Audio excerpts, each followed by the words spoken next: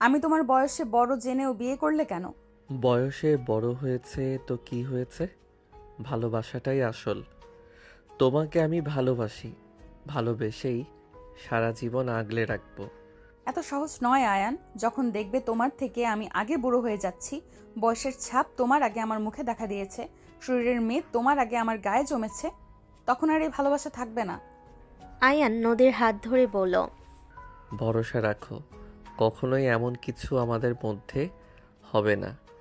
4 বছর বয়সের তফাৎটা কিন্তু খুব একটা কম নয় আয়ান। আমাদের নবীজি এবং ওনার প্রথম স্ত্রী খাদিজার মধ্যে আরও বেশি তফাৎ ছিল, কিন্তু তবুও তারা সুখে ছিলেন। ঘরে ফুলের মৃদু বাতাস, লাল হলুদ গোলাপি গোলাপ আর রজনীগন্ধায় সাজানো বাসর ঘর। বিছানার একপাশে কিছুটা দূরে গুছিয়ে বসে আছে নদী। তার পরনে হালকা বেনারসি, অন্যদিকে তার স্বামী আয়ান নীল পাঞ্জাবিতে শান্ত। নদী অপেক্ষা করছিল আয়ানের জন্য। তার মনে অনেক প্রশ্ন জমা হয়েছিল। আয়ান কেন তাকে বিয়ে করলো, তার উত্তর সে কোনোভাবেই মেলাতে পারেনি। তাই আয়ান ঘরে ঢুকতেই নদী প্রশ্নগুলো করে বসে। আয়ান মৃদু হেসে নদীর অস্বস্তি কাটাতে বলে, বাইরে প্রচুর শব্দ ছিল, তাই না? আজ তো সবাই মনে হয় উৎসবের মেজাজে ছিল। এত আনন্দ, এত কোলাহল, আর এখন এই হঠাৎ নীরবতাটা। কেমন যেন মনে হচ্ছে আমরা দুজন কোনো এক নতুন জগতে চলে এসেছি।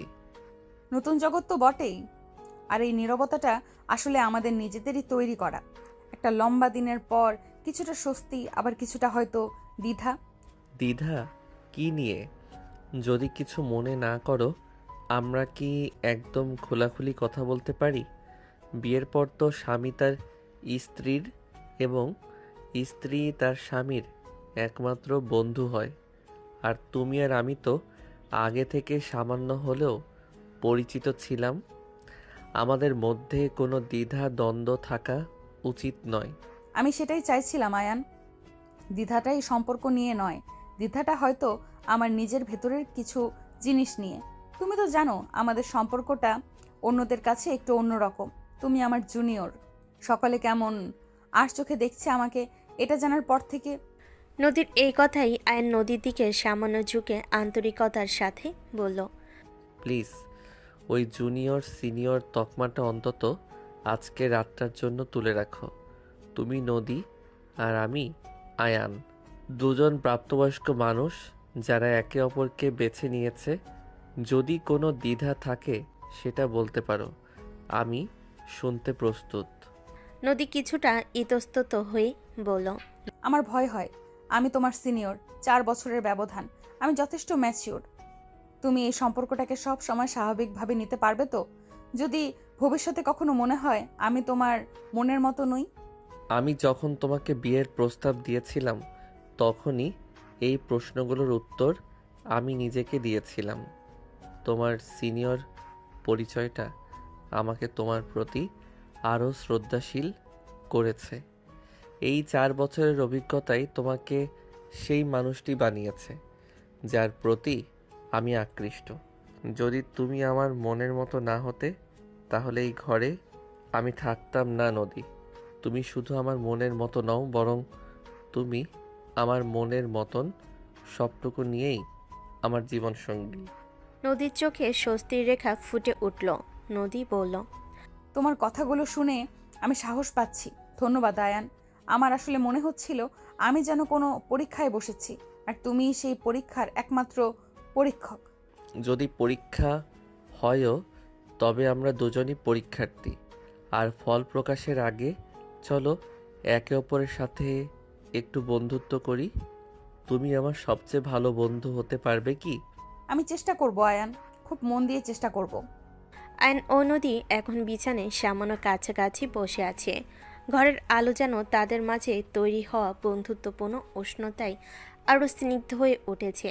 তাদের মধ্যে এখন আর সেই প্রথম মুহূর্তের শীতলতা নেই, বরং কৌতূহল আছে। এসির তীক্ষ্ণ বাতাসে আয়নের মনে হচ্ছে নদীর শরীর থেকে অদ্ভুত সুন্দর সুবাস ভেসে আসছে। ভীষণ আকর্ষণ করার মতো সুবাস, মাতাল করে দেওয়ার মতো সুবাস। কিন্তু আয়ান নিজেকে সামলানোর চেষ্টা করছে, কারণ সে চায় না এমন কিছু হোক যা নদীর কাছে তাকে প্রথম রাতের ব্যক্তিত্বহীন পুরুষ হিসাবে প্রমাণ করুক। নদীর স্পর্শ পেতে আয়ান শত শত বছর অপেক্ষা করতে পারবে।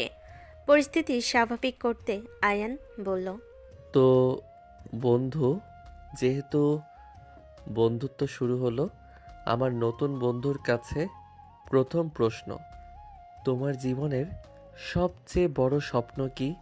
মানে এমন কোনো স্বপ্ন যেটা পূরণ না হলে আফসোস থেকে যাবে? কঠিন প্রশ্ন। আমার স্বপ্নটা খুব ব্যক্তিগত আয়ান। আমি আসলে জীবনটা সহজভাবে কাটাতে চাই।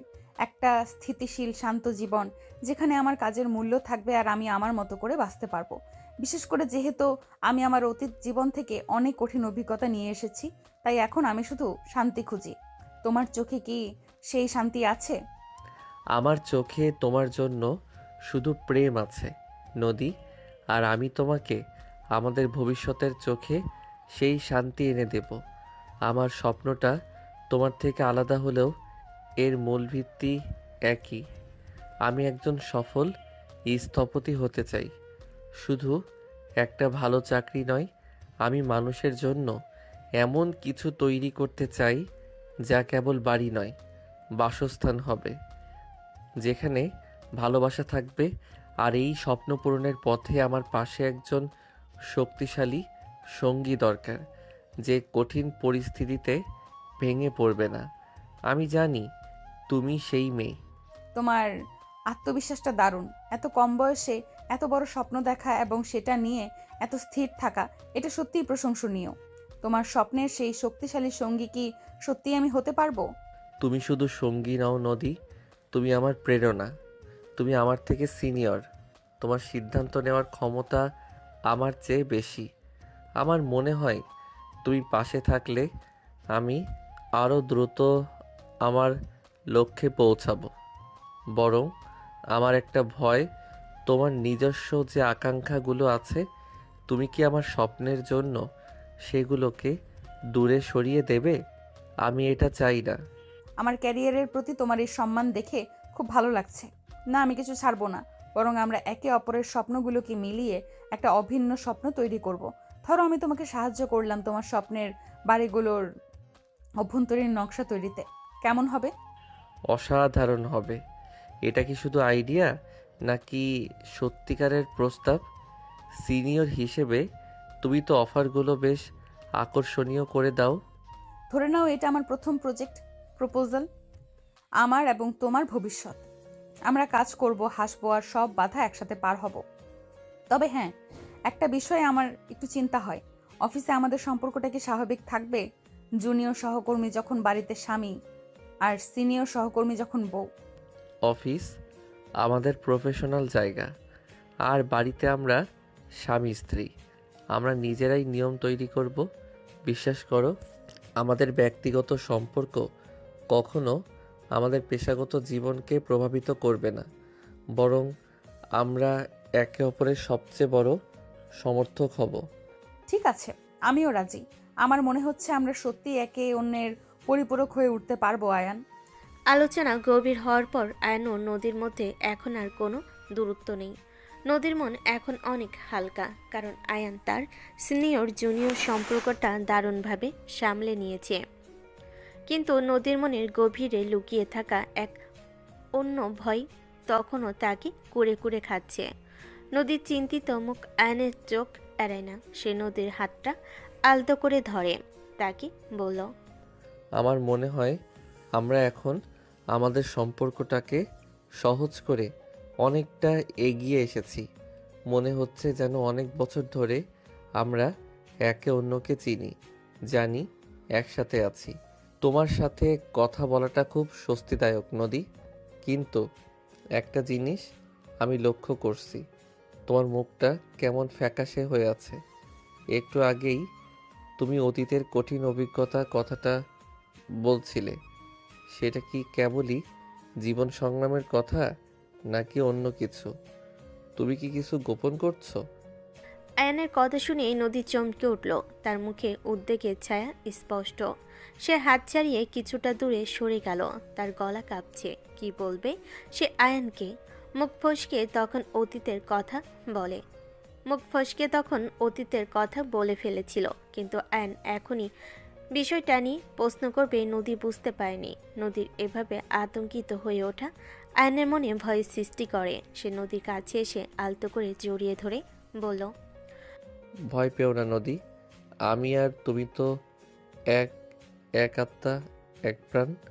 তুমি যদি এইভাবে ভয় পাও, আমারও যে ভয় হয়। তুমি আমাকে বলো, কি নিয়ে এত ভয় তোমার? কি এমন আছে তোমার অতীতে যা তোমাকে এখনো ভয় দেখায়? বিশ্বাস করো আমাকে, আমি সব ঠিক করে দেব। তুমি শুধু একবার আমাকে সব খুলে বলো। নদীর গাল বেয়ে চোখে জল গড়িয়ে পড়ছে। সে বুঝতে পারছে না আয়নকে সব বলা ঠিক হবে কিনা। তার নীরবতায় আয়ন আবার বলল, প্লিজ নদী, চুপ করে থেকো না। আমি সব সময় তোমার ছায়া হয়ে তোমার পাশে পাশে থাকবো। কোনো অশুভ কিছুকে তোমার ছায়াতেও ঘেঁষতে দেব না।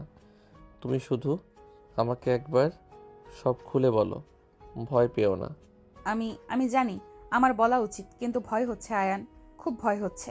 আমি ভেবেছিলাম সব ভুলে নতুন করে শুরু করতে পারবো, কিন্তু নদী, তুমি আমার জীবন সঙ্গী। আমাদের জীবন এখন একটাই, ভয় পাওয়ার কিছু নেই।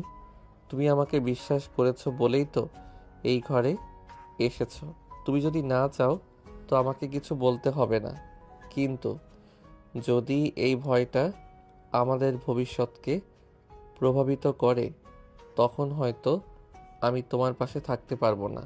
তবে যদি তুমি বলো, তবে আমি সব মেনে নিতে প্রস্তুত। ঠিক আছে, আমি বলবো, কিন্তু তুমি রেগে যেও না প্লিজ। তুমি রেগে গেলে আমি হয়তো মরেই যাব। আমি আর নিজেকে সামলাতে পারবো না। আমার মনে হয় না কোনো স্বামী এমন গল্প শুনে শান্ত থাকতে পারবে। আমি তোমার স্বামী হিসেবে শুনছি না, শুনছি তোমার বন্ধু হিসেবে। নিঃসংকোচে বলো। আমার জীবনে এক সময় একজন মানুষ এসেছিল, নাম ছিল অর্ণব। সে আমার সহপাঠী ছিল, পরে এক কোম্পানিতে কাজও করত। আমি তাকে খুব বিশ্বাস করেছিলাম, অন্ধের মতো বিশ্বাস। সে নিজেকে খুব ভালো মানুষ হিসেবে দেখাতো। আমাদের সম্পর্কটা খুব গভীর ছিল। স্বাভাবিক, একটা সম্পর্ক তো হতেই পারে, এতে তো গোপন করার কিছু নেই। আছে, কারণ আমি তাকে এতটাই বিশ্বাস করেছিলাম যে আমার ব্যক্তিগত কিছু ছবি এবং তথ্য আমি তার কাছে দিয়েছিলাম। এটা ছিল ভুল, মারাত্মক ভুল। আমি তখন বুঝতে পারিনি যে সম্পর্কটা ভাঙলে মানুষ এতটা নিচে নামতে পারে। কথাগুলো বলতে বলতে নদী কান্নায় ভেঙে পড়ল। আয়ন নিঃশব্দে অপেক্ষা করলো, কোনো মন্তব্য করলো না। কারণ নদীর কথা এখনো শেষ হয়নি। নদীর কথা শেষ হলেই কেবল বোঝা যাবে কি ঘটেছে। আয়ন অপেক্ষা করতে থাকলো বাকি কথাগুলো শোনার জন্য। 1 বছর আগে যখন আমাদের সম্পর্কটা ভেঙে যায়, তখন সে খুবই গোলমেলে জড়ানো একটা ছেলে ছিল।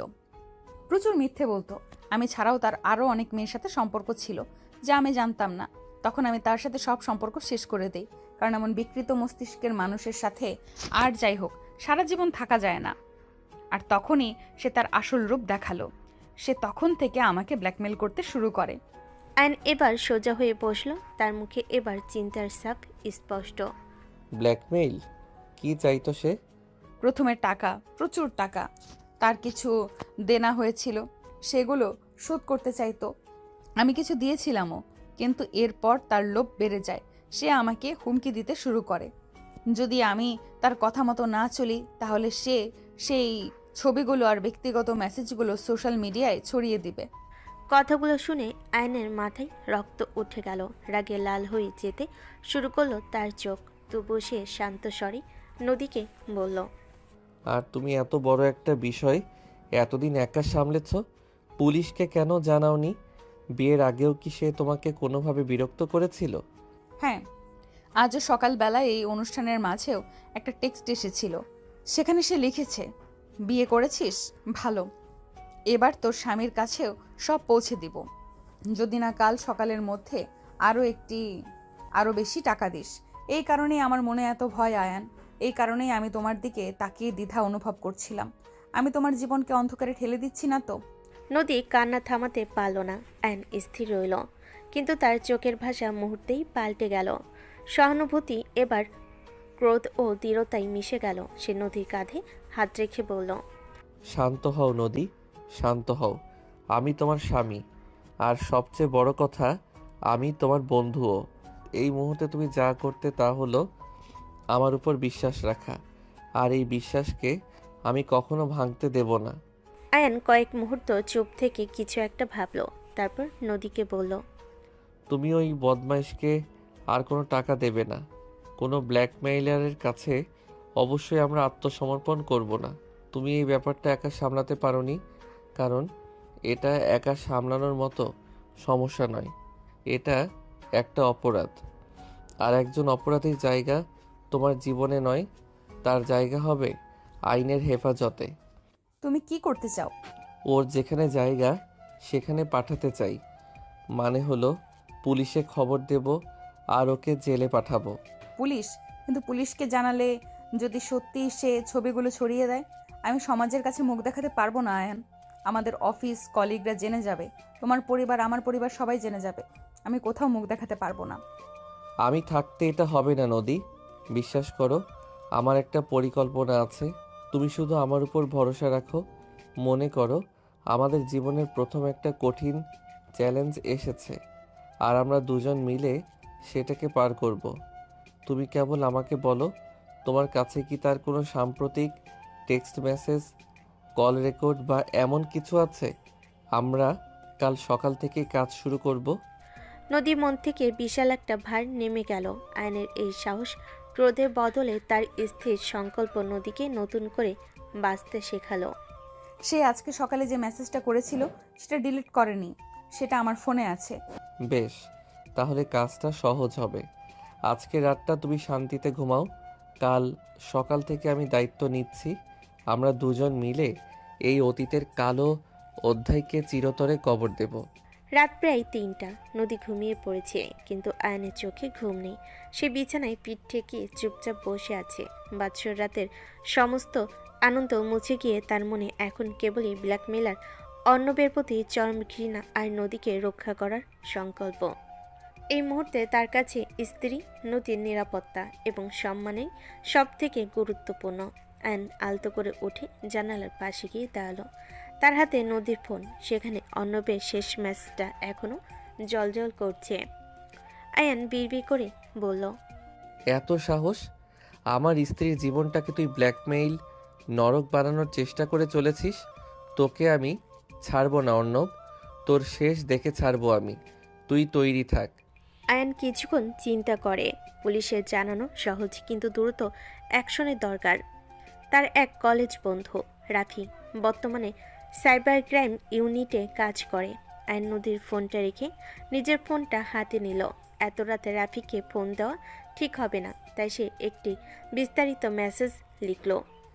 রাফি, খুব জরুরি, ব্যক্তিগত এবং অত্যন্ত সংবেদনশীল পারিবারিক সমস্যা। তোর সাইবার ক্রাইম ইউনিটের সাহায্য দরকার।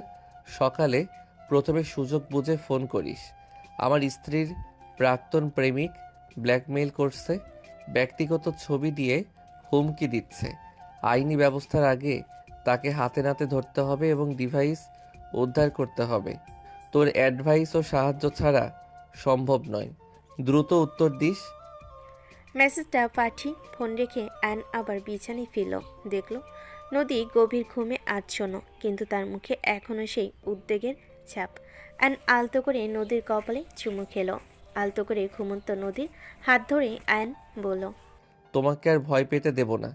সিনিয়র আপু হিসেবে নয়, আমার বউ হিসেবে তোমার জীবনটা এবার আনন্দে ভরে উঠবে। পরের দিন সকাল 10টা। আয়ন অফিসে না গিয়ে রাফির সাথে দেখা করার জন্য প্রস্তুত হলো। নদী ঘুম থেকে উঠে আয়নকে যেতে দেখে চিন্তিত ভঙ্গিতে বলল, আয়ান, তুমি কোথায় যাচ্ছ? অফিসে যাবে না? আর এই ব্যাপারটা নিয়ে তুমি কি ভাবো? শান্ত হও। আমি আমার বন্ধু রাফির সাথে দেখা করতে যাচ্ছি। সে সাইবার ক্রাইমে আছে। আমি ওর সাথে আলোচনা করে একটা সমাধান বের করব। আমরা কোনো ভুল পদক্ষেপ নেব না। তুমি শুধু একটা কাজ করো, তুমি অর্ণবকে ফোন বা টেক্সটে কোনো উত্তর দেবে না যতক্ষণ না আমি নির্দেশ দেই। সব দায়িত্ব এখন আমার। তুমি শুধু বাড়িতে শান্ত থাকো। আর এই ব্যাপারটা নিয়ে কি তুমি সাবধানে থেকো। আমার কেন যেন মনে হচ্ছে তুমি এই ব্যাপারে জড়িয়ে গেলে ওর মতো শয়তান ছেলে তোমাকে বিপদে ফেলবে। তোমার জুনিয়র অফিসারকে বিপদে ফেলা এত সহজ নয় সিনিয়র। আমি সব দিক গুছিয়ে তবেই যাব। তুমি শুধু আমাকে বিশ্বাস করো। নদীর থেকে বিদায় নিয়ে আয়ন রাফির সাথে দেখা করতে গেল।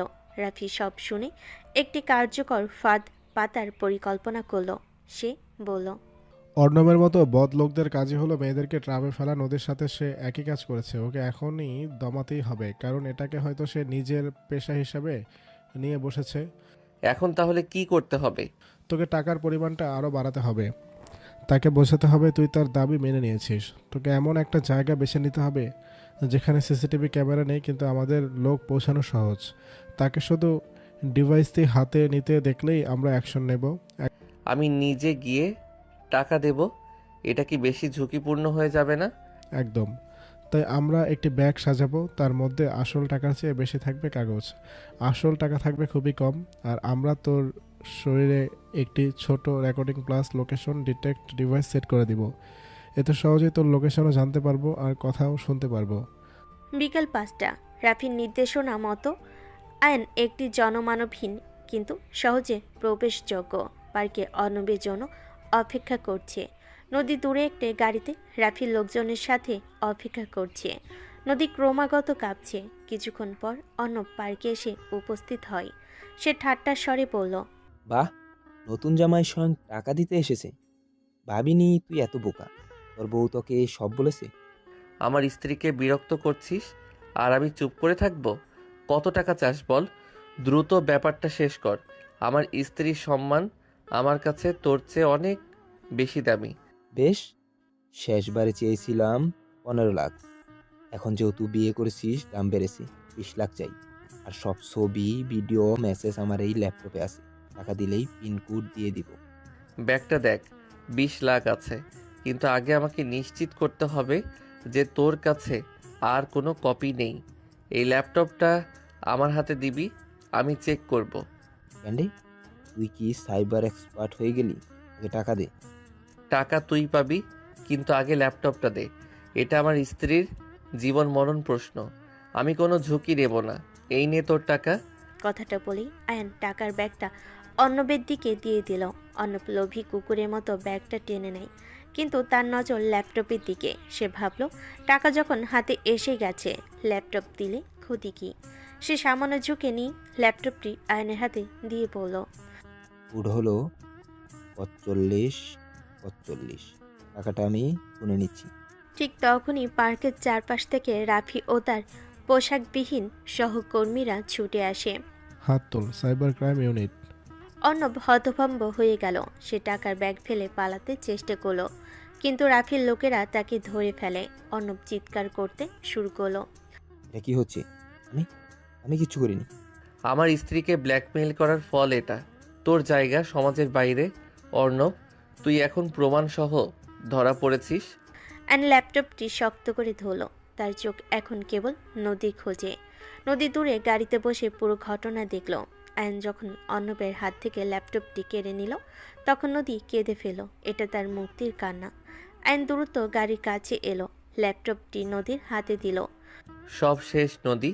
তোমার ভয় আর অতীত দুটোই এখন আমার হাতে। এই ল্যাপটপের সমস্ত ডেটা এখন ফরেনসিক পরীক্ষা হবে এবং তারপর চিরতরে মুছে ফেলা হবে। অর্ণব পুলিশের হেফাজতে গেছে। নদী আয়নের হাত শক্ত করে ধরে বলল, তুমি শুধু আমার জুনিয়র ছিলে না আয়ান, তুমি আমার রক্ষাকর্তা। আমি বিশ্বাস করতে পারিনি যে তুমি এত অল্প সময়ে এটা করতে পারবে। সিনিয়র আপুকে রক্ষা করা তো জুনিয়র অফিসারের প্রথম ডিউটি নয় কি? চলো বাড়ি চলো। আজ থেকে তোমার জীবনে আর কোনো ভয় নেই। আয়ন যখন নদীকে নিয়ে পার্ক থেকে বাড়ি পথে ফিরছে, নদীর মুখে স্বস্তির ছায়া। নদীর মুখে এখন আর ভয় নয়, মুক্তি এবং কৃতজ্ঞতার ছাপ। আয়ন ড্রাইভ করতে করতে আনমনে হাসে।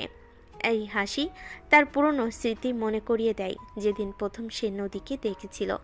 সেই শুরুর দিনে, যেখানে নদী ছিল শুধু তার সিনিয়র কলিগ। আয়ন তখন একটি মাল্টিন্যাশনাল কোম্পানিতে যোগ দিয়েছে।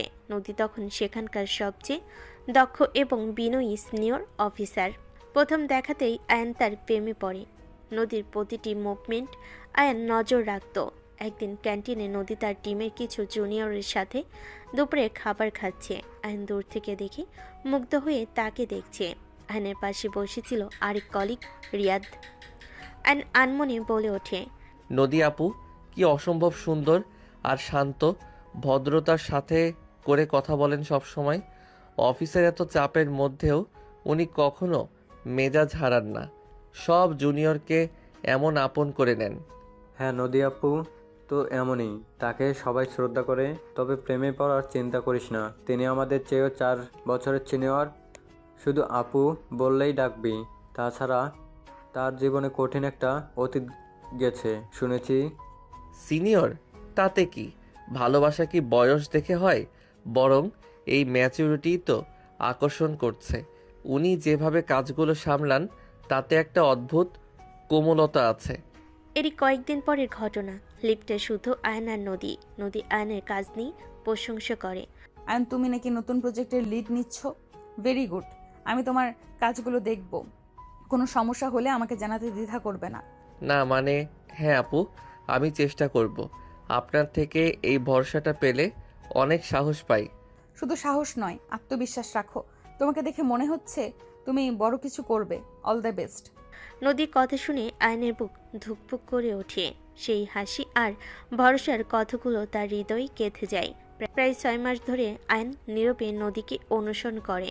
তার প্রতি নদীর বিশ্বাস আর ভরসা জন্মায়। কিন্তু আয়ন সাহস করে প্রপোজ করতে পারে না, কারণ সে জানে তার জুনিয়র পরিচয়টা নদীর কাছে বাধা হয়ে দাঁড়াতে পারে। শেষমেশ সে তার বাবা মাকে সব খুলে বলার পরিকল্পনা করে।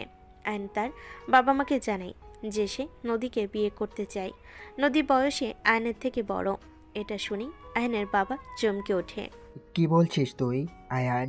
তুই সিনিয়র একটা মেয়েকে বিয়ে করবি? আরে বাবা, তোর চেয়ে সে 4 বছরের বড়। আমাদের বংশে এমনটা হয়নি কখনো। সমাজ কি বলবে? বাবা, আমার কাছে সমাজের কথা নয়, আমার ভবিষ্যতের শান্তি গুরুত্বপূর্ণ। নদী অসম্ভব ভালো একটা মেয়ে, তার ম্যাচিউরিটি, ব্যক্তিত্ব এগুলো আমাকে আকর্ষণ করে। সে আমার থেকে 4 বছরের সিনিয়র, কিন্তু এই 4 বছরের অভিজ্ঞতা তাকে আরও বেশি সহনশীল করেছে। তোর তো অনেক জুনিয়র মেয়ে পছন্দ করার সুযোগ ছিল, কেন তুই নিজেকে এতটা চ্যালেঞ্জের মুখে ফেলছিস? তোর সাথে তার বোঝাপড়া হবে তো? মা, ওর সাথে বোঝাপড়াটা আমি তৈরি করব। আমি তাকে ভালোবাসি, আর সবচেয়ে বড় কথা, আমি তাকে শ্রদ্ধা করি। আমি জানি নদীকে বিয়ে করলে আমার জীবনটা স্থির হবে। তোমরা শুধু একবার আমার কথাটা ভাবুন। আমি তাকে স্ত্রীর মর্যাদা দিতে তৈরি। তার বয়সের কোনো প্রশ্নই আমার কাছে নেই। আমার সিদ্ধান্তে আমি অটল। বিয়ে যদি করতে হয় তাহলে আমি নদীকেই বিয়ে করব। আয়নের চোখে দৃঢ়তা দেখে বাবা মা শেষমেশ রাজি হন। ঠিক আছে, তোর যখন এতই আত্মবিশ্বাস, তখন আমরা মেনে নিলাম। তোর খুশিটাই আমাদের কাছে শেষ কথা। আমরা কালই তার বাড়িতে প্রস্তাব পাঠাচ্ছি। আয়নের বাবা মা নদীর বাড়িতে প্রস্তাব নিয়ে যান। নদীর পরিবার প্রথমে ইতস্তত করল আয়নের বংশমর্যাদা, তার চাকরি এবং নদীর প্রতি তার অটল বিশ্বাস দেখে তারা রাজি হয়।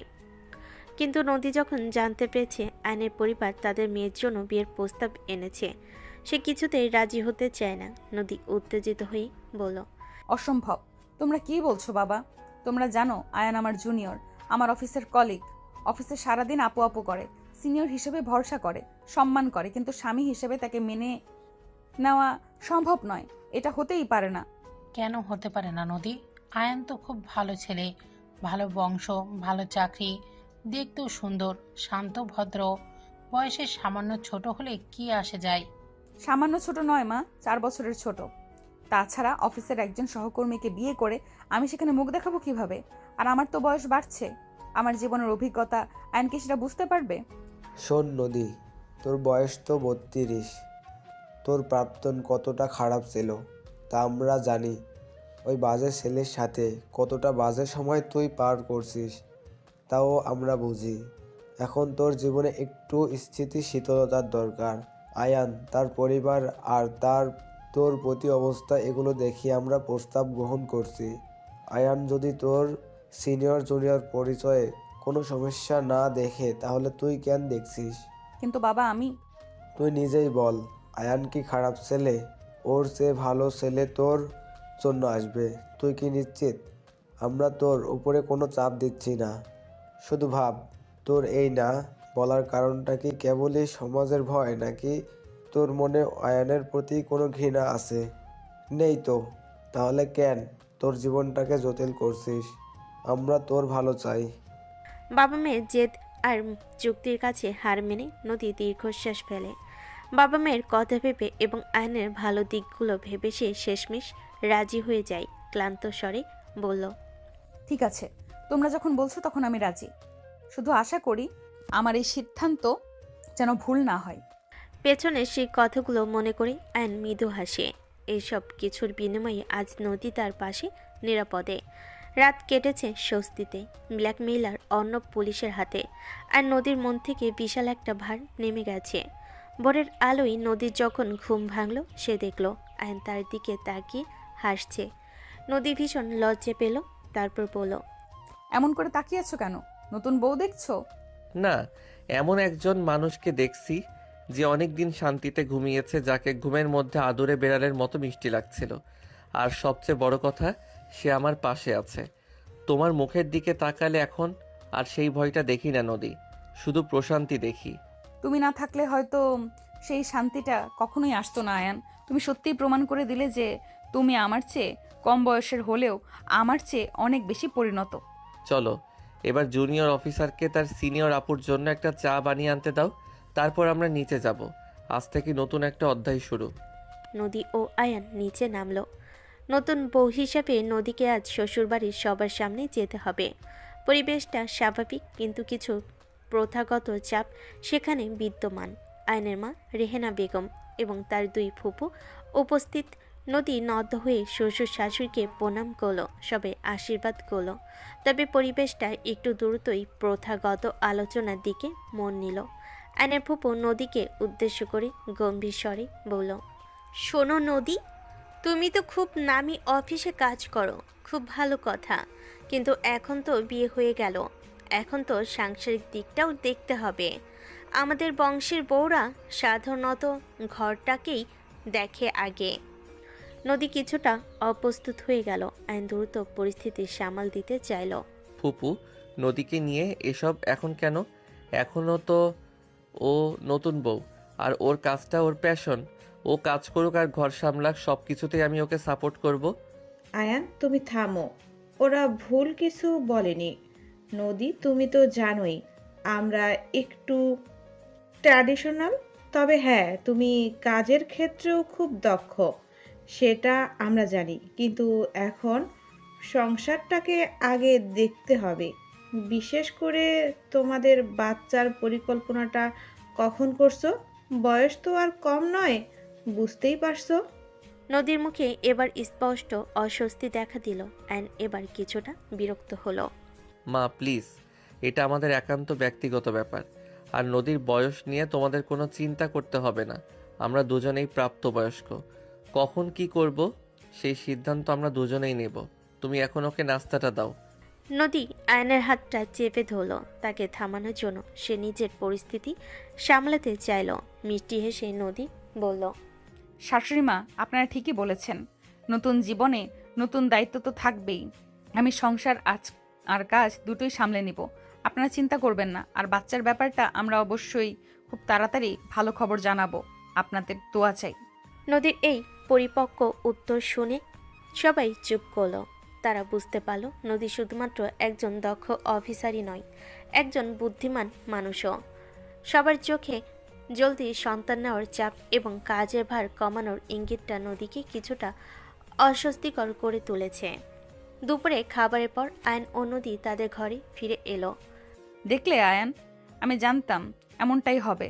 এটাই তো সামাজিক বেড়াজাল। আমি আমার কাজটা নিয়ে যতটা আত্মবিশ্বাসী ছিলাম, এখন মনে হচ্ছে এই পরিবারে এসে আমাকে সেটা বিসর্জন দিতে হবে। ফুপি তো সরাসরি বলেই দিলেন। শোনো, আমার পরিবার বা ফুপুরা যা বলেছেন সেটা তাদের প্রজন্মের চিন্তা। তারা তোমাকে ভালোবেসেই বলেছেন, যদিও বলার ভঙ্গিটা ঠিক ছিল না। কিন্তু তুমি ভুলে যাচ্ছ কেন? তোমার পাশে কে আছে? তুমি আছো, কিন্তু তুমি একা কতদিন সামলাবে? আর মায়ের এই কথাটা, বাচ্চার পরিকল্পনা, আমার তো মনে হচ্ছে আমার শরীরের বয়স আর তোমার জুনিয়র হওয়া এই দুটো ব্যাপার সবসময় আমাদের সম্পর্কের মাঝে একটা কাটার মতো বিদ্যে থাকবে। কাটা নয় নদী, এগুলো আমাদের সম্পর্কের ভিত্তি। বয়স আর অভিজ্ঞতা দুটোই আমাদের সম্পর্কের সম্পদ। আর বাচ্চার বিষয়টা আমরা দুজন যখন সিদ্ধান্ত নেব তখন সেটা হবে।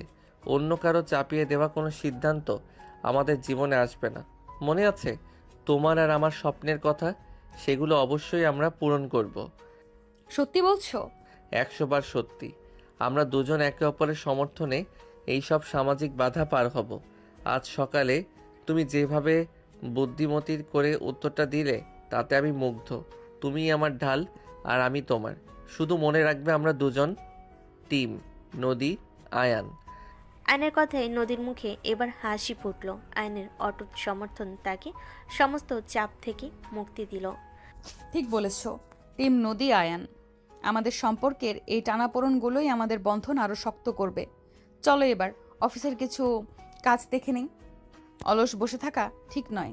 বিয়ের কয়েকদিন কেটে গেছে। আইন ফোন হাতে অধীর আগ্রহে রাফির রিপোর্টের জন্য অপেক্ষা করছে। নদী তার পাশে বসে ল্যাপটপে তার পুরনো অফিসের কিছু মেইল চেক করছে। আয়নের মতো সেও চিন্তিত, কিন্তু আয়নকে বুঝতে দিচ্ছে না। নদী আয়নকে জিজ্ঞেস করলো, আয়ান, রাফির কি কোনো খবর হলো? ছবিগুলো কি ডিলিট করা গেছে? যতক্ষণ না এই ল্যাপটপটা সম্পূর্ণ ধ্বংস হচ্ছে আমার ভেতর থেকে কিছুতেই ভয়টা দূর হচ্ছে না। এখনও আমার চোখে যেন ওই বদমাসটার টেক্সটগুলো ভেসে উঠছে। আয়ন নদীর পাশে বসে নদীর হাত দুটো আঁকড়ে ধরে, তারপর বলল, চিন্তা করো না নদী, রাফি ফোন করবে বলেছে। অর্ণব এখন পুলিশের হেফাজতে। তার জামিন পাওয়ার কোনো উপায় নেই, কারণ ব্ল্যাকমেইলের প্রমাণ খুব শক্ত। আর ল্যাপটপের ফরেনসিক ডেটা বিশ্লেষণ শেষ হলেই তারা সব মুছে দেবে। ঠিক তখনই আয়নের ফোন বেজে উঠল। রাফি ফোন করেছে। হ্যালো রাফি, বল কি খবর? গুড নিউজ আয়ান, ল্যাপটপে ফরেনসিক পরীক্ষা শেষ। অর্ণবের কাছে থাকা সমস্ত ডিভাইস পরীক্ষা করা হয়েছে। কোনো হার্ড কপি দাও আর কিছু নেই। আমরা সমস্ত ব্যক্তিগত মেসেজ এবং ভিডিও সব কিছু চিরতরে ডিলিট করে দিয়েছি। হার্ড ডিস্কটাকে লজিক্যালি ওয়াইপ করা হয়েছে। এবার এটা কেবল পুরনো লোহা। রাফির কথাই আয়নের মুখে স্বস্তির হাসি। সে ফোনটা স্পিকারে দিল যাতে নদীও শুনতে পায়। রাফির কথা শুনে নদী আনন্দে উত্তেজিত হয়ে ওঠে। সে রাফিকে উদ্দেশ্য করে বলে, রাফি ধন্যবাদ, হাজার ধন্যবাদ। অর্ণব, তার কি হলো? অর্ণবকে আজ কোর্টে তোলা হয়েছিল। যেহেতু ব্ল্যাকমেইল, হুমকি এবং ব্যক্তিগত তথ্য অপব্যবহারের প্রমাণ একেবারে স্পষ্ট, তার জামিনের আবেদন খারিজ হয়ে গেছে। আমি নিশ্চিত তার শাস্তি দীর্ঘ হবে। সে আর কখনো তোমাদের বিরক্ত করতে পারবে না। তুই আমাদের জন্য যা করেছিস তার জন্য আমরা চিরকৃতজ্ঞ থাকব। রাফি, তোর সাথে জলদি দেখা হবে ইনশাল্লাহ। কথা শেষ করে আয়ন ফোন রাখলো। নদী আবেগে আপ্লুত হয়ে আয়নকে জড়িয়ে ধরল। কাপা গলেই সে বলল, আমি সত্যিই ভয় পেয়ে গেছিলাম আয়ান। সে ধোঁকাবাজ, বদমাইশ, ধান্দাবাজ ছেলেটার ছায়া আমার নতুন জীবনের উপর পড়ুক, আমি এটা চাইনি। তুমি আমার সেই অন্ধকার অতীতকে পুরোপুরি মুছে দিলে। আমার মনে হচ্ছে আমি যেন নতুন করে জন্ম নিলাম। সেই নতুন জীবনে কোনো অন্ধকার থাকবে না। আমাদের জীবনটা হবে স্বচ্ছ কাচের মতো। অর্ণবের গল্পটা এখন আমাদের জন্য একটা সতর্কতা, একটা শিক্ষা।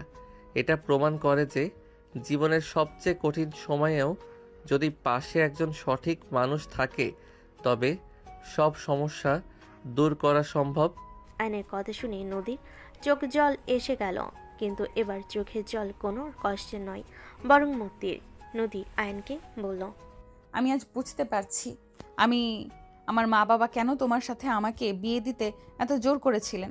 তুমি শুধু একজন স্বামী নও, তুমি আমার জীবনের নিরাপত্তা। আর তুমি আমার জীবনের সবচেয়ে বড় অনুপ্রেরণা। আমার মিষ্টি সিনিয়র বউ। এখন থেকে অতীত পুরোপুরি বন্ধ। চলো এইবার আমাদের ভবিষ্যৎ নিয়ে কথা বলি। আমার একটা দারুণ আইডিয়া আছে তোমার সাথে আমার ক্যারিয়ারের স্বপ্ন মেলানোর। অর্ণবের সমস্যার নিষ্পত্তি হওয়ার পর নদী ও আয়ন তাদের বিয়ের পরের রোমান্টিক সুন্দর মুহূর্তগুলো কাটাতে ব্যস্ত। তাদের জীবন এখন শান্ত এবং আনন্দময়। হঠাৎ জরুরিভাবে আয়ন ও স্থাপত্য বিষয়ক একটি গুরুত্বপূর্ণ মিটিংয়ের জন্য অফিসের কাছে একটি জায়গায় যাচ্ছিল। দুপুর গড়িয়ে বিকেল। আয়ন একটি ক্যাবে করে মিটিংয়ে যাচ্ছিল। হঠাৎ বৃষ্টি শুরু হলো। আর রাস্তার মোড়ে এক বেপরোয়া বাইক চালকের ভুলে ক্যাবের সাথে একটি মালবাহী ট্রাকের সংঘর্ষ ঘটে। এতে আয়ন মারাত্মকভাবে আহত হয়। এদিকে নদী তখন বাড়িতে তার বাবা মার সাথে ফোনে কথা বলছিল। হঠাৎ তার ফোন বেজে উঠল। ওপাশ থেকে আয়নের অফিসের এক সহকর্মী আতঙ্কিত স্বরে খবরটি দিল নদীকে। নদী আপু, খুব খারাপ খবর। আয়ানের অ্যাক্সিডেন্ট হয়েছে, গুরুতর আঘাত। তাড়াতাড়ি সিটি হাসপাতালে চলে আসুন। নদীর হাত থেকে ফোন পড়ে গেল। তার পৃথিবী যেন এক মুহূর্তে থমকে গেল। সে দ্রুত হাসপাতালে পৌঁছালো। যেতে সবাইকে ফোন করে আয়নের অ্যাক্সিডেন্টের কথা জানালো। নদী হাসপাতালে পৌঁছে দেখল আয়নকে দ্রুত অপারেশন থিয়েটারে নেওয়া হচ্ছে। নদী আয়নকে ছোঁয়ারও সুযোগ পেল না। তার আগেই আয়নকে অপারেশন থিয়েটারে ঢুকিয়ে দেওয়া হলো। তার বাবা মাও এবং শ্বশুর শাশুড়ি কিছুক্ষণ পর পৌঁছালেন। নদী অস্থির হয়ে হাসপাতালের করিডোরে পায়চারি করছে। ঘণ্টাখানেক পর ডাক্তার বের হলেন। ক্লান্ত স্বরে ডাক্তার বলল, অপারেশন সফল হয়েছে, কিন্তু আঘাতটা গুরুতর। বিশেষ করে ডান পায়ে আর মাথায় বেশ আঘাত লেগেছে। আপাতত পেশেন্ট বিপদমুক্ত, কিন্তু তাকে দীর্ঘদিন পর্যবেক্ষণে রাখতে হবে। পায়ের আঘাত সারতে সময় লাগবে। ডাক্তার, ঠিক কতদিন লাগবে? সে কি আবার স্বাভাবিকভাবে হাঁটতে পারবে? আপাতত এই ব্যাপারে কিছু বলা কঠিন। তাকে অনেক দিন বিছানায় থাকতে হতে পারে। এটি একটি দীর্ঘ এবং কঠিন যাত্রা হতে চলেছে। রোগীকে মানসিকভাবে এখন প্রচুর সাপোর্ট দিতে হবে। নদী স্তম্ভিত হয়ে গেল। স্থপতি আয়ন যে কিনা নিজের পায়ে দাঁড়িয়ে উঁচু ইমারত তৈরির স্বপ্ন দেখত, সে আজ বিছানায় শয্যাশায়ী। তার স্বপ্নের রং যেন মুহূর্তেই ফ্যাকাশে হয়ে গেল। পরের দিন থেকে শুরু হলো নদীর চরম সংগ্রাম। আয়নকে কেবিনে স্থানান্তর করা হয়েছে, কিন্তু সে এখন সম্পূর্ণ স্বাভাবিক নয়। সে যখন কিছুটা জ্ঞান ফিরে পেল, তখন চোখ খুলে নদীকে দেখতে চাইল। নদী আয়নের বেডের কাছে একটি চেয়ার টেনে বসে বলল, এখন কেমন আছো আয়ান? কেমন লাগছে তোমার? মাথা আর শরীরে অনেক ব্যথা করছে, অসহ্য যন্ত্রণা। নদী, আমি সহ্য করতে পারছি না। আয়নের কষ্ট দেখে নদীর বুকের ভেতরটা দুমড়ে মুছে গেল। এত সুন্দর সুপুরুষের মতো একটা মানুষ অসহায়ের মতো ব্যথায় কাতরাচ্ছে। নদীর চোখ ভিজে গেল চোখের জলে। নদী আয়নকে বলল, আয়ান, সব ঠিক হয়ে যাবে, দেখো, শুধু একটু সময় লাগবে। কিন্তু আমার বিশ্বাস তুমি একদম আগের মতো সুস্থ, স্বাভাবিক জীবন ফিরে পাবে। তাই যেন হয়। আয়নের কিছু বলতে পারল না। যন্ত্রণায় সে কাবু হয়ে আছে।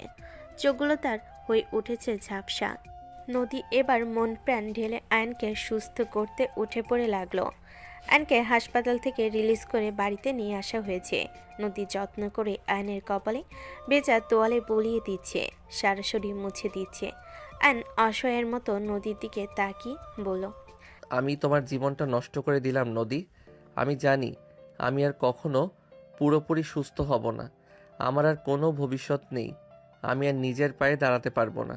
একজন স্থপতি যদি হাঁটতেই না পারে, তার কাজ কি? চুপ করো আয়ান, এমন কথা বলবে না। তুমি কি ভুলে গেছো আমি তোমার সিনিয়র? আর একজন সিনিয়র জানে তার টিম মেম্বার যখন অসুস্থ হয় তখন তাকে একা ছেড়ে যেতে নেই। তুমি আমার টিম, আর আমি তোমার পাশে থাকবো। আমার সেবা করতে গিয়ে তুমি নিজের জীবন, ক্যারিয়ার সব নষ্ট করছো নদী। তোমার জীবনটা আমি শেষ করে দিলাম। কিছুদিন আগেই ব্ল্যাকমেইলারের হাত থেকে মুক্তি পেলে, আর এখন তোমার সামনে এক পঙ্গু স্বামী। তুমি আমাকে ছেড়ে চলে যাও নদী, এখনো সময় আছে। আয়নের কথা নদীর কষ্ট হয়, কিন্তু সে তা আয়নকে বুঝতে দেয় না। তার এখন ধৈর্য চূর্তি হলে চলবে না। এটা নদীর ধৈর্যের পরীক্ষা। নদীর ভেতরে ম্যাসিওর স্ত্রী ও সিনিয়র অফিসার যে উঠল, সে আয়নকে ধমক দিয়ে দৃঢ়তার সাথে বলল, একদম বাজে কথা বলা বন্ধ করো। তোমার পায়ে আঘাত লেগেছে, তোমার মনে জোরে নয়। তুমি ভুলে যাচ্ছ কেন? আমি একজন ভুক্তভোগীর জীবন দেখেছি। আমি তোমায় ছেড়ে যেতে পারতাম যখন অর্ণব আমার পিছু নিয়েছিল। আমি যাইনি। আর তুমি আজ বিপদে, আর আমি চলে যাব? আমি সেই মেয়ে নই আয়ান, আমি তোমার স্ত্রী। স্ত্রী হয়েছ বলে কি দয়া করছো আমাকে? স্বামী স্ত্রীর সম্পর্ক কোনো দয়ার সম্পর্ক নয় আয়ান। এই সম্পর্ক বোঝাপড়ার সম্পর্ক। আর একটা কথা কান খুলে শোনো, তোমার স্থপতি হওয়ার স্বপ্ন আর আমার শান্ত জীবনের স্বপ্ন সবই আমরা একসাথেই দেখব। তোমার পা নয়, তোমার মাথা আর হাত দুটো এখনো ঠিক আছে। তুমি বিছানায় শুয়ে কাজ করবে। তুমি শুধু সুস্থ হও। তোমার সেবা করার দায়িত্ব এখন আমার। আয়নের চোখে বিস্ময় এবং শ্রদ্ধা ফুটে উঠল। নদীর এই অপ্রতিরোধ্য ভালোবাসা ও মানসিক জোর দেখে তার হতাশা কিছুটা কাটল।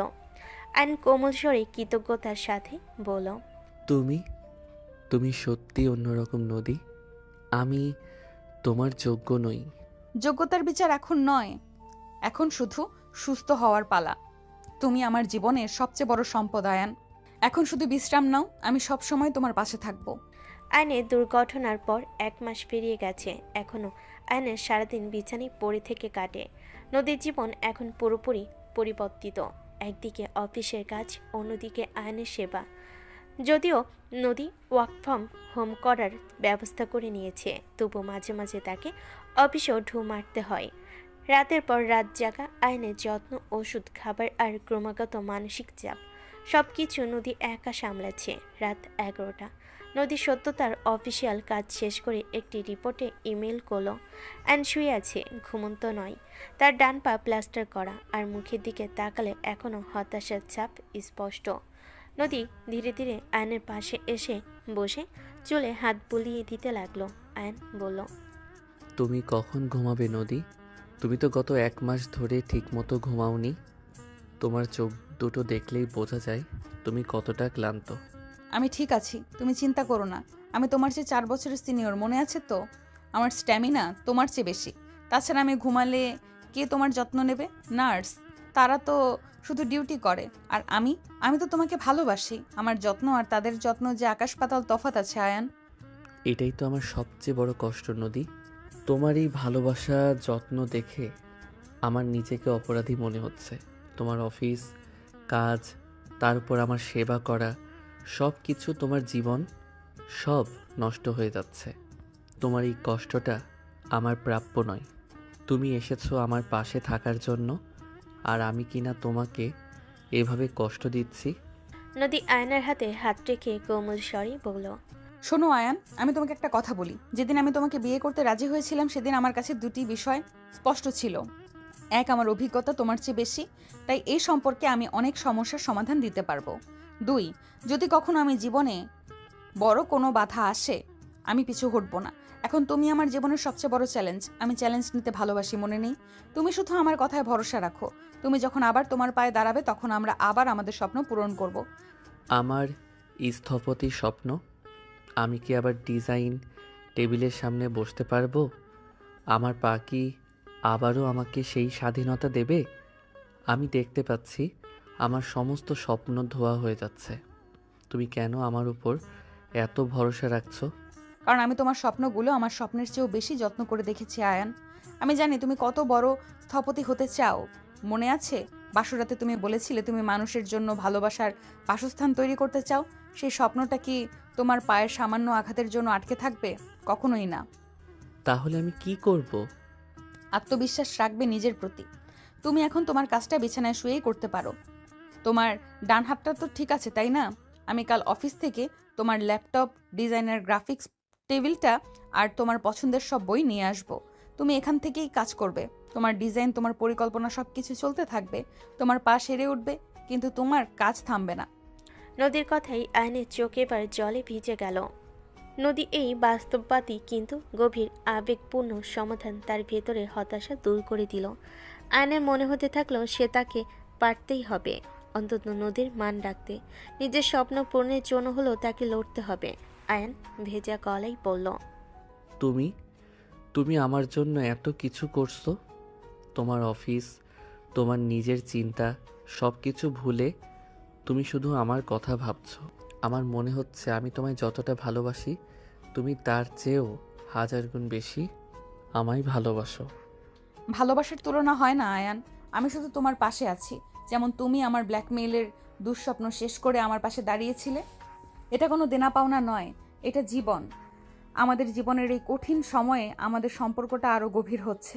সিনিয়র হিসেবে আমি তোমাকে শুধু একটা কথাই বলতে পারি, এই সময়টা ধৈর্যের, আর আমি তোমার পাশে ধৈর্য নিয়ে অপেক্ষা করব। আয়ন তার দুর্বল হাতটা দিয়ে নদীর হাত টেনে নিজের বুকের উপর রেখে বলল, তুমি শুধু আমার স্ত্রী নও নদী, তুমি আমার শিক্ষক, আমার রক্ষাকর্তা, আমার অনুপ্রেরণা। এই অসুস্থতা আমাকে শিখিয়ে দিল আমার জীবনে তোমার মূল্য কতখানি। আমাদের বয়সের পার্থক্য নিয়ে যে দ্বিধা ছিল তা আজ ভেঙে চুরমার হয়ে গেল। আয়ন নদী আয়নের কপালে আলতো করে চুমু খেয়ে বলল, ভালো লাগছে আয়ান, তুমি আবার সেই স্বপ্ন দেখতে শুরু করেছো। আর এটাই তো আমি চাই। এখন তুমি শুধু চোখ বন্ধ করো, তুমি ঘুমাও, আমিও তোমার পাশে একটু বিশ্রাম নিব। আমরা কাল সকালে আবার নতুন উদ্যমে কাজ শুরু করব। নদী আলতো করে আয়নের পাশে শুয়ে বালিশে মাথা রাখলো। সে চরম ক্লান্ত, পরিশ্রান্ত, কিন্তু তার মন শান্ত। সে জানে এই সংগ্রাম একদিন শেষ হবে আর তাদের সম্পর্ক আরও মজবুত হবে। এরই মাঝে 2 মাস কেটে গেছে। নদীর নিরলস সেবা, মানসিক সমর্থন এবং ডাক্তারের চিকিৎসার কারণে আয়ন এখন ধীরে ধীরে সুস্থতার পথে। তার পায়ের প্লাস্টার কাটা হয়েছে এবং সে এখন ফিজিওথেরাপি শুরু করেছে। তার চেহারায় সেই হতাশা আর নেই।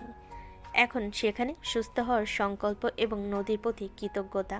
নদী প্রতিদিন আয়নকে ধরে ধরে ফিজিওথেরাপি সেন্টারে নিয়ে যায়। প্রথম দিকে আয়নের খুব কষ্ট হতো, কিন্তু নদীর উৎসাহ তাকে এগিয়ে যেতে সাহায্য করত। আজকে ফিজিওথেরাপিস্ট আয়নকে চেক আপ করছেন। আয়ান সাহেব, আরেকটু চেষ্টা করুন, পাটা আরেকটু তুলুন। খুব ভালো। নদীর মতো স্ত্রী পাওয়া সত্যি ভাগ্যের ব্যাপার। উনি যা করেছেন তা একজন চিকিৎসকের চেয়েও কম নয়। জানি স্যার, উনি শুধু স্ত্রী নন, উনি আমার অনুপ্রেরণা। নদীর এই ভরসায় আমাকে আবার হাঁটার সাহস দিচ্ছে। যতদিন পুরোপুরি ঠিক না হচ্ছেন, চেষ্টা করা কিন্তু থামানো যাবে না। ক্লান্তি আসবে, অবসাদ লাগবে, তাও থেমে থাকা যাবে না। ফিজিওথেরাপিস্ট স্যার ঠিক বলেছেন আয়ান, তুমি হাল ছেড়ো না। তুমি একজন স্থপতি, তোমার কাজ হলো শক্ত ভিত্তি তৈরি করা। আজ তোমার নিজের পায়ের ভিত্তিটা মজবুত করার সময়। যখন আমি বিছানায় পড়েছিলাম, ভেবেছিলাম সব শেষ, তুমি আমার হাতে ল্যাপটপটা দিয়েছিলে, মনে আছে? বলেছিলে তোমার কাজ থামবে না। তোমার সেই কথাগুলোই আমাকে বাঁচিয়ে রেখেছে। আমি বিছানায় শুয়ে শুয়ে অন্তত 3টা নতুন প্রজেক্টের স্কেচ করেছি। দেখো, আমি জানতাম তোমার সেই স্বপ্নগুলোই তোমাকে টেনে তুলবে। এখন চলো, আজ আর নয়, তোমার বিশ্রাম দরকার। বাড়ি, হাসপাতাল, ফিজিওথেরাপি সেন্টার আর কাজ, এরই মাঝে এখন আয়নের জীবন গেঁথে গেছে। আয়নের পুরোপুরি সুস্থ হতে আরও সময় লাগবে। সে ক্রাস নিয়ে হাঁটে। একদিন সন্ধ্যায় আয়ন আর নদী দুজনেই তাদের রুমের বারান্দায় বসে ভবিষ্যৎ পরিকল্পনা করছে। নদী বলল, ডাক্তার বলেছে আর মাস 3 নিয়মিত ফিজিওথেরাপি চললে তুমি আবার পুরোপুরি নিজের পায়ে দাঁড়াতে পারবে। আমি নিশ্চিত তুমি পারবেই। আমি বিশ্বাস করি, তবে এই অসুস্থতা আমাকে জীবনের অনেক কিছু শিখিয়ে দিল। নদী, আমি এখন আর শুধু সফল স্থপতি হতে চাই না, আমি একজন ভালো স্বামীও হতে চাই, যে তার স্ত্রীকে প্রতিটি পদক্ষেপে সমর্থন দেবে। তুমি আমার জন্য এত কিছু করলে, আমি কিভাবে তোমার ঋণ শোধ করব? ঋণ শোধ করতে হবে না আয়ান, শুধু একটাই অনুরোধ, তুমি সবসময় এমন হাসি খুশি থেকো। আমার জীবনের সবচেয়ে বড় স্বপ্ন ছিল শান্তি। তুমি আমার জীবনের সেই শান্তি এনে দিয়েছো। আর আমার জীবনের সবচেয়ে বড় দুঃস্বপ্ন, তুমি প্রমাণ করেছো যে তুমি একজন খাঁটি মানুষ। তোমার জীবনে ভরসার জায়গা হতে পেরেছি, এটাই আমার কাছে অনেক। এখন চলো, আমাদের নতুন জীবন শুরু করি। তুমি বিছানায় শুয়ে যে 3টা প্রজেক্ট ডিজাইন করেছো, তার মধ্যে একটি প্রজেক্টের কাজ তুমি এবার নিজের নামেই শুরু করো। আমি তোমার মার্কেটিংয়ের, ফাইন্যান্সের দিকটা সামলে নেব। জুনিয়র অফিসারের এবার একটা নিজস্ব ফার্ম হওয়া উচিত। আয়ন অবাক হয়ে নদীর দিকে তাকায়। সে বিশ্বাস করতে পারছে না যে নদী আয়নকে নিজস্ব একটি ফার্ম তৈরি করতে বলছে। সে আগ্রহের সাথে আবার নদীকে জিজ্ঞেস করলো, তুমি বলছো আমাদের নিজেদের ফার্ম? কিন্তু এত দ্রুত? আমার তো এখনো পুরোপুরি সুস্থ হতে সময় লাগবে। আমি আছি তো। তোমার আইডিয়া, তোমার মেধা আর আমার অভিজ্ঞতা, এই দুটো মিলে একটা দারুণ টিম হবে। তুমি শুধু ড্রয়িং করবে, আমি ক্লায়েন্ট হ্যান্ডেলিং, লোন অ্যাপ্লিকেশন আর অফিসের যাবতীয় সিনিয়র ডিসিশনগুলো নেব। তুমি শুধু আমার স্ত্রী নও নদী, তুমি আমার বিজনেস পার্টনারও। এটা একটা অসাধারণ আইডিয়া। আমি তোমার চেয়ে 4 বছরের ছোট, কিন্তু আমার জীবনটা তোমার বুদ্ধিমত্তার কাছে কৃতজ্ঞ। ধন্যবাদ নদী, তোমার এই বিশ্বাস আমাকে আরও দ্রুত সুস্থ করে তুলবে। নদী আয়নের কাঁধে মাথা রেখে বলল, বিশ্বাস তো করতেই হবে। তুমি এখন থেকেই ফার্মের জন্য একটা সুন্দর নাম ভাবো। আমাদের এই স্বপ্নের ফার্ম হবে ভালোবাসার স্থাপত্য। আর হ্যাঁ, আরেকটা জিনিস, আমার মনে হয় এবার আমাদের সত্যি সত্যিই বাচ্চার পরিকল্পনা করা উচিত। আমরা দুজনেই এখন কঠিন একটা পরীক্ষা পার করে এসেছি। আমাদের জীবনে এবার একটা নতুন আনন্দ আসা দরকার। তোমার কি মতামত এতে? আয়ন খুশি এবং আবেগে বিহ্বল হয়ে নদীর দিকে তাকায়। গভীর ভালোবাসা নিয়ে সে নদীর চোখের দিকে তাকিয়ে বলল, আমি সব কিছুর জন্য প্রস্তুত নদী। তোমার পাশে থাকতে পারলে আমি যে কোনো নতুন জীবনের জন্য তৈরি। চলো নতুন করে স্বপ্ন দেখা শুরু করি। আমাদের টিম নদী, আয়ান এবার আরও মজবুত, আরও বড় হবে। দীর্ঘ অসুস্থতা কাটিয়ে আয়ন কেবল শারীরিকভাবে নয়, মানসিকভাবেও সুস্থ হলো। দুজনেই মিশে গেল অনেক দিন পর। ভালোবাসার শতরূপ দেখতে শুরু করলো একে অপরের মাতাল করা স্পর্শে। এই ভালোবাসার ভাগ হয় না কখনো। অ্যান্ড এখন প্রায় সম্পূর্ণ সুস্থ। তাদের নতুন আর্কিটেক্ট ফার্ম এর কাজও শুরু হয়েছে। সেখানে আইন ডিজাইন করে আর নদী সিনিয়র পার্টনার হিসেবে বাইরের সব দায়িত্ব সামলায়। অসুস্থতার পর তাদের সম্পর্ক এখন আরও বেশি ঘনিষ্ঠ, যেখানে ভালোবাসা, শ্রদ্ধা আর নির্ভরতা মিশে আছে। তাদের বিয়ের প্রথম বার্ষিকী আসছে। নদী আইনের জন্য গোপনে এক বড় সারপ্রাইজের পরিকল্পনা করেছে। আইনের আর্কিটেক্ট ফার্মের নতুন অফিসের আজ প্রথম দিন ছিল। সন্ধ্যা 7টা। আইন সারাদিন কাজ করে ক্লান্ত। নদী তাকে জোর করে বাড়ি পাঠাতে চাইছে। সে আইনের কাঁধে হাত রেখে বলল, যাও, আর কাজ করতে হবে না জুনিয়র অফিসার। তোমার আজকে ডিউটি শেষ, কাল এসে বাকিটা করবে। সিনিয়র, তুমি এত কঠোর কেন? তুমিই তো বললে প্রথম প্রজেক্টটা ভালো করে শেষ করতে হবে। তাছাড়া তোমার পাশে থাকতে আমার ভালো লাগে। তুমি আমার কাজের সময়ও এমন সুন্দর করে হাসো, তাতে ক্লান্তি কোথায় যে উধাও হয়ে যায় খুঁজেই পাই না। অতিশয্য কম দেখাও। আমি জানি তুমি ক্লান্ত। আর তোমাকে একটা কথা বলি, তুমি যখন ডিজাইনে ডুবে থাকো তখন তোমার চোখ দুটো অন্যরকম উজ্জ্বল দেখায়। আমার তখন খুব ভালো লাগে। তবে হ্যাঁ, এখন যেতে হবে। আমি তোমাকে একটা বিশেষ ডিনার টেবিলে দেখতে চাই। নদীর কথাই আইন কৌতূহলী হয়ে উঠল। ভোরকুচকে সে নদীর দিকে তাকিয়ে বলল, বিশেষ ডিনার? কোথায়? আমাদের বাড়িতে নাকি বাইরে? আর আগামীকাল তো আমাদের অ্যানিভার্সারি, আজই কি সারপ্রাইজ দিচ্ছ? না না, আগামীকালের সারপ্রাইজ আগামীকালই পাবে। আজকেরটা সাধারণ ডিনার। কিন্তু হ্যাঁ, সেখানে একটা ছোট্ট আলোচনা সভা হবে। এখন যাও, বাসায় গিয়ে ফ্রেশ হও। আমি ওই ফাইলগুলো গুছিয়ে আসছি। আইন হেসে বাড়ি গেল। সে জানে নদী কিছু লুকাচ্ছে। পরের দিন তাদের বিয়ের প্রথম বার্ষিকী। আইন সারাদিন নদীর জন্য কেনা হীরের লকেটটি নিয়ে খুব নার্ভাস ছিল। সন্ধ্যায় সে যখন তৈরি হয়ে ডাইনিং হলে এলো, সে অবাক হয়ে গেল। ডাইনিং টেবিলটা ফুলে আর ক্যান্ডেলে সাজানো। মৃদু আলোয় বারান্দার পরিবেশটা একদম রোমান্টিক। নদী পড়ে আছে আইনের পছন্দের একটি নীল শাড়ি, যা সে 1 বছর আগে অফিস পার্টিতে পরেছিল। কিন্তু আসল সারপ্রাইজ টেবিলে নয়।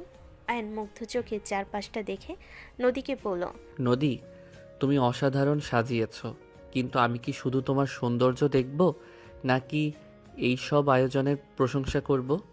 এই নীল শাড়িতে তোমাকে দেখে আবার প্রেমে পড়ে যাচ্ছি।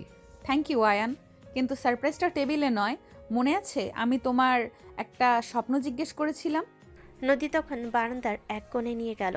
সেখানে একটি বড় ফ্রেমের ছবি রাখা। ছবিটি তাদের নয়, সেটি আয়নের সেই প্রথম ডিজাইন, যেটা সে অসুস্থতার সময় বিছানায় শুয়ে এঁকেছিল। আয়ন বিস্মিত হয়ে তাকিয়ে রইল ছবিটার দিকে। আসলে নিজেদের ফার্মের জন্য আয়ন রাখা প্রথম স্কেচটা নদী বড় করে ফ্রেমে বাঁধিয়ে এনেছে। আয়ন বিস্মিত কণ্ঠে বলল, এটা এটা আমার প্রথম স্কেচ। তুমি এটাকে ফ্রেম করেছো, কিন্তু এটা তো কেবল একটা ডিজাইন। না আয়ান, এটা শুধু ডিজাইন নয়, এটা আমার কাছে তোমার অদম্য মানসিকতার প্রতীক। যখন তুমি বিছানায় শুয়েছিলে তখন তোমার পা থেমেছিল, কিন্তু স্বপ্ন থামেনি। এই ফ্রেম তোমাকে মনে করাবে তুমি কতটা শক্তিশালী। তোমার প্রতি আমার ভালোবাসা এই ছবির মতোই চিরস্থায়ী। অ্যান আবেগে বাকরুদ্ধ হয়ে গেল। সে আলতো করে ফ্রেমটা ছুঁয়ে দেখল। অ্যান ভেজা কণ্ঠে বলল, তুমি সবসময় আমার মনের কথা কিভাবে বুঝতে পারো নদী? তুমি আমার থেকে সিনিয়র, অভিজ্ঞতা বেশি, কিন্তু এই ভালোবাসাটা তুমি এত নিখুঁতভাবে দিতে পারো। তুমি আমার সেরা সারপ্রাইজ। এই লকেট বা কোনো দামি উপহার তোমার ভালোবাসার সমকক্ষ হতে পারবে না। আয়ন পকেট থেকে লকেটটি বের করে নদীর গলায় পরিয়ে দেয়, তারপর বলল, এটা তোমার জন্য। তুমি আমার জীবনে যে আলো এনেছো, এই এই হীরা তার প্রতীক। আজ থেকে 1 বছর আগে এই রাতে আমি ছিলাম দ্বিধাগ্রস্ত। আজ আমি নিজেকে পৃথিবীর সবচেয়ে সুখী মানুষ মনে করি। ধন্যবাদ নদী, আমার স্ত্রী হওয়ার জন্য। তোমাকেও ধন্যবাদ আয়ান। তুমি প্রমাণ করেছো ভালোবাসার কাছে বয়স কেবল একটা সংখ্যা মাত্র। তোমার এই আবেগ, এই রোম্যান্স, তোমার ভালোবাসা, এগুলো আমার জীবনের সেরা পাওয়া। চলো এবার ডিনার করি। আর হ্যাঁ, আজ রাতে আর কোনো কাজ নেই। আজ শুধু আমরা দুজন আর আমাদের 1 বছরের প্রেম। নদী আর আয়ন দুজন একসাথে খেতে বসলো। একে অন্যকে নিজের প্লেট থেকে মুখে তুলে খাইয়ে দিল। নদী বলল, শোনো, আমি তোমাকে আরও একটা কথা বলতে চাই। আমার কাছে ভালোবাসা মানে কেবল রোমান্টিকতা নয়। ভালোবাসা মানে কঠিন সময় পাশে থাকা, বিশ্বাস, ধৈর্য আর আত্মবিশ্বাস। যেমন তুমি অর্ণবের বিরুদ্ধে দাঁড়িয়েছিলে আর আমি তোমার অসুস্থতার সময় ছিলাম। আমাদের সম্পর্কটা এই কঠিন ভিত্তির উপর তৈরি। আমি জানি নদী, আর এই কারণেই আমার রোমান্টিকতা কেবল বিশেষ দিনে নয়, প্রতিদিন তোমার জন্য থাকবে। প্রতিদিন সকালে তোমার মিষ্টি ঠোঁটের চুমু খেয়ে ঘুম থেকে জেগে ওঠা, তোমার হাতে বানানো চা, আর সন্ধ্যায় বাড়ি ফিরে তোমার হাসি মুখ দেখা, এটাই আমার কাছে এখন সেরা রোমান্টিকতা। সিনিয়র আপুকে এত প্যাম্পার করলে কিন্তু আমি বড্ড অলস হয়ে যাব। হতে দাও, আমার বউ তো, আমি সামলে নেব। ছোট ছোট মিষ্টি কথা আর সুন্দর সব অনুভূতি। নদী আর আয়নের এই বিশেষ দিনটি তাদের জীবনের নতুন সংগ্রাম ও ভালোবাসাকে উদযাপন করল, তাদের বন্ধনকে আরও গভীর ও রোমাঞ্চপূর্ণ করে তুলল। আয়ন ও নদীর আর্কিটেকচার ফার্ম দ্রুত সফলতার মুখ দেখছে। আয়নের ডিজাইন এবং নদীর প্রফেশনাল ম্যানেজমেন্টের কারণে তারা বড় একটি প্রজেক্ট হাতে পেতে চলেছে। নদী আজ তার ডেস্ক গুছিয়ে আয়নের জন্য অপেক্ষা করছে। সে একটু চিন্তিত। আয়ন তার নতুন প্রজেক্টের চুক্তিপত্র হাতে নিয়ে উৎফুল্ল হয়ে ঘরে প্রবেশ করলো। খুশিতে আত্মহারা হয়ে আয়ন নদীকে বলল, নদী, গুড নিউজ। আমরা সেই মাল্টিন্যাশনাল প্রজেক্টটা পেয়ে গেছি। আমাদের আর্কিটেক্ট ফার্মের প্রথম মাইল ফলক দেখেছ? আমাদের টিম নদী আয়ান কি করতে পারে? অসম্ভবকেও সম্ভব করে ফেলতে পারে। আমি জানতাম তুমি পারবে। তোমার ডিজাইনে সেই ক্ষমতা আছে। Congratulation junior officer. আজ রাতে একটা জমকালো ডিনার হবে। অবশ্যই হবে, কিন্তু তার আগে আমি তোমার সঙ্গে একটা খুব জরুরি বিষয় নিয়ে আলোচনা করতে চাই। তোমার কি মনে আছে আমি একটা প্রজেক্টের জন্য বিদেশে একটা প্রতিযোগিতায় অংশ নিয়েছিলাম? নদীর সঙ্গে সঙ্গে গাম্ভীর্য ফিরে পেল। সে জানত এটাই সেই বড় বাধা। সে আস্তে করে বলল, হ্যাঁ মনে আছে। কি হয়েছে? তুমি কি কোনো খবর পেয়েছো? শুধু খবর নয় নদী, আমি জিতেছি। এটা আমার জীবনের সবচেয়ে বড় সম্মান। তারা চায় আমি দুবাইয়ে তাদের প্রধান স্থাপত্য প্রকল্পে লিড আর্কিটেক্ট হিসেবে যোগ দেই। পুরো প্রজেক্টের সময়কাল 5 বছর।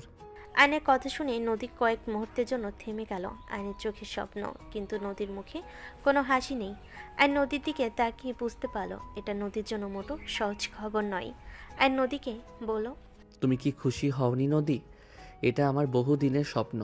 আমি তোমার জন্য খুব খুশি আয়ান, সত্যিই গর্বিত। কিন্তু তোমার মনে আছে আমি জীবন থেকে কেবল শান্তি চেয়েছিলাম। এখনো বেশি দিন হয়নি তোমার অসুস্থতা সামলালাম, আর এখন আমাদের নতুন ফার্মটা এই শহরে দাঁড় করাচ্ছি। এই সময়ে তুমি 5 বছরের জন্য বিদেশ চলে গেলে আমি কিভাবে কি করব বুঝতে পারছি না। প্লিজ নদী, বিদেশ মানেই দূরে থাকা নয়। আমি তোমাকে নিয়েই যেতে চাই। এই সুযোগটা আমার ক্যারিয়ারে এমন একটা দরজা খুলে দেবে যা আর কখনো খুলবে না। আমরা আমাদের ফার্মের কাজগুলো ভার্চুয়ালি মনিটর করতে পারবো বা এখান থেকে লোক দিয়ে সামলাতে পারবো। আর আমার ক্যারিয়ারের কি হবে আয়ান?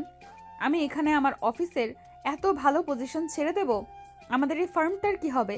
এখানে আমার নিজের একটা পরিচিতি আছে। তুমি ভুলে যাচ্ছ কেন? আমি তোমার জুনিয়র নই যে তোমার সব সিদ্ধান্ত মেনে নিব। আমি কখনো ভাবিনি তুমি মেনে নেবে। আমি চাই আমরা দুজন মিলে সিদ্ধান্তটা নিই। তোমার জন্য তো সেখানেও কাজের সুযোগ থাকবে। তোমার মতো একজন দক্ষ ম্যানেজার বা সিনিয়র অফিসার ওখানেও প্রয়োজন হয়। নদী আয়নের কথাই বিরক্ত হয়ে গেল। দুবাইয়ে আমার পরিচয় হবে আয়ান স্থপতির স্ত্রী, নদী নয়। তুমি এটা বুঝছো না কেন? তুমি আমাকে তোমার ছায়ার নিচে থাকতে বলছো। আমরা কথা দিয়েছিলাম একে অপরের স্বপ্নকে সম্মান করব।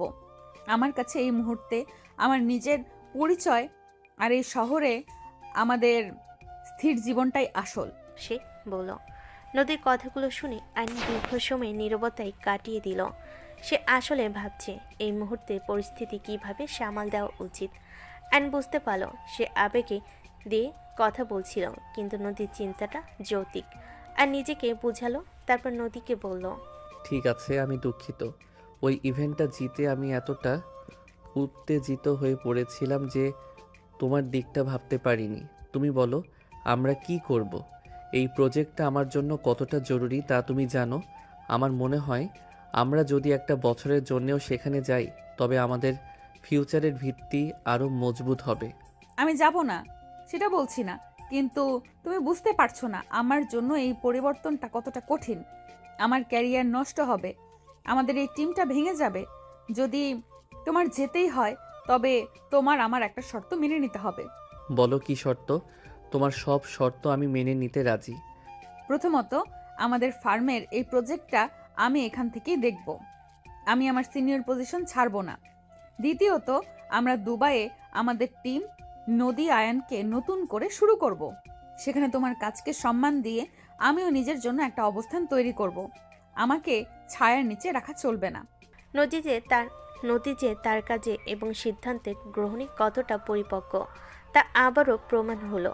নদীর প্রতি আয়নের চোখে শ্রদ্ধা ফুলে উঠল।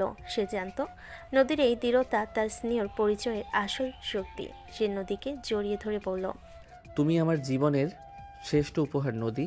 আমি তোমার সব শর্তে রাজি। আমরা দুবাইয়ে নতুন করে নিজেদের পরিচয় তৈরি করব। আমরা সব বাধা একসঙ্গে পার করব। মনে রেখো, আমাদের সম্পর্কের ভিত ভালোবাসার, স্থান পরিবর্তনের নয়। চলো আমরা দুজনেই এক নতুন চ্যালেঞ্জের জন্য প্রস্তুত হই। আইন ও নদীর দুবাই যাওয়ার সিদ্ধান্ত চূড়ান্ত হয়েছে। নদী তার অফিসে সিনিয়র পদ চায়নি, বরং 1 বছরের লম্বা স্যাবাটিক্যাল ছুটি নিয়েছে এবং সেখান থেকেই তাদের নতুন ফার্মের কাজগুলো ভার্চুয়ালি দেখভাল করবে। তারা এখন তাদের নতুন জীবনের জন্য জিনিসপত্র গুছাচ্ছে। নদী তার পুরনো ডায়েরি এবং অফিসের ফাইলগুলো একটি বক্সে ভরছিল। আইন এসে তার পাশে বসলো। নদীর দিকে তাকিয়ে সে বলল, তুমি কি এখনো দ্বিধায় আছো নদী? আমি জানি তোমার জন্য এই শহর, তোমার পরিচিতি ছেড়ে যাওয়াটা কতটা কষ্টের। তুমি চাইলে আমি এই অফারটা প্রত্যাখ্যান করতে পারি। তোমার শান্তিটাই আমার কাছে আসল। না আয়ান, আমার মধ্যে দ্বিধা নেই। আমি শুধু মনে মনে সেই দিনগুলোর কথা ভাবছিলাম, যখন আমি এই বিয়েতে রাজি ছিলাম না, যখন অর্ণব আমাকে ব্ল্যাকমেল করতো, যখন তুমি হাসপাতালে ছিলে। আমাদের জীবনের প্রতিটি কঠিন মোড়েই তুমি আমাকে পথ দেখিয়েছ। আমি শুধু তোমার পাশে থাকার চেষ্টা করেছি মাত্র।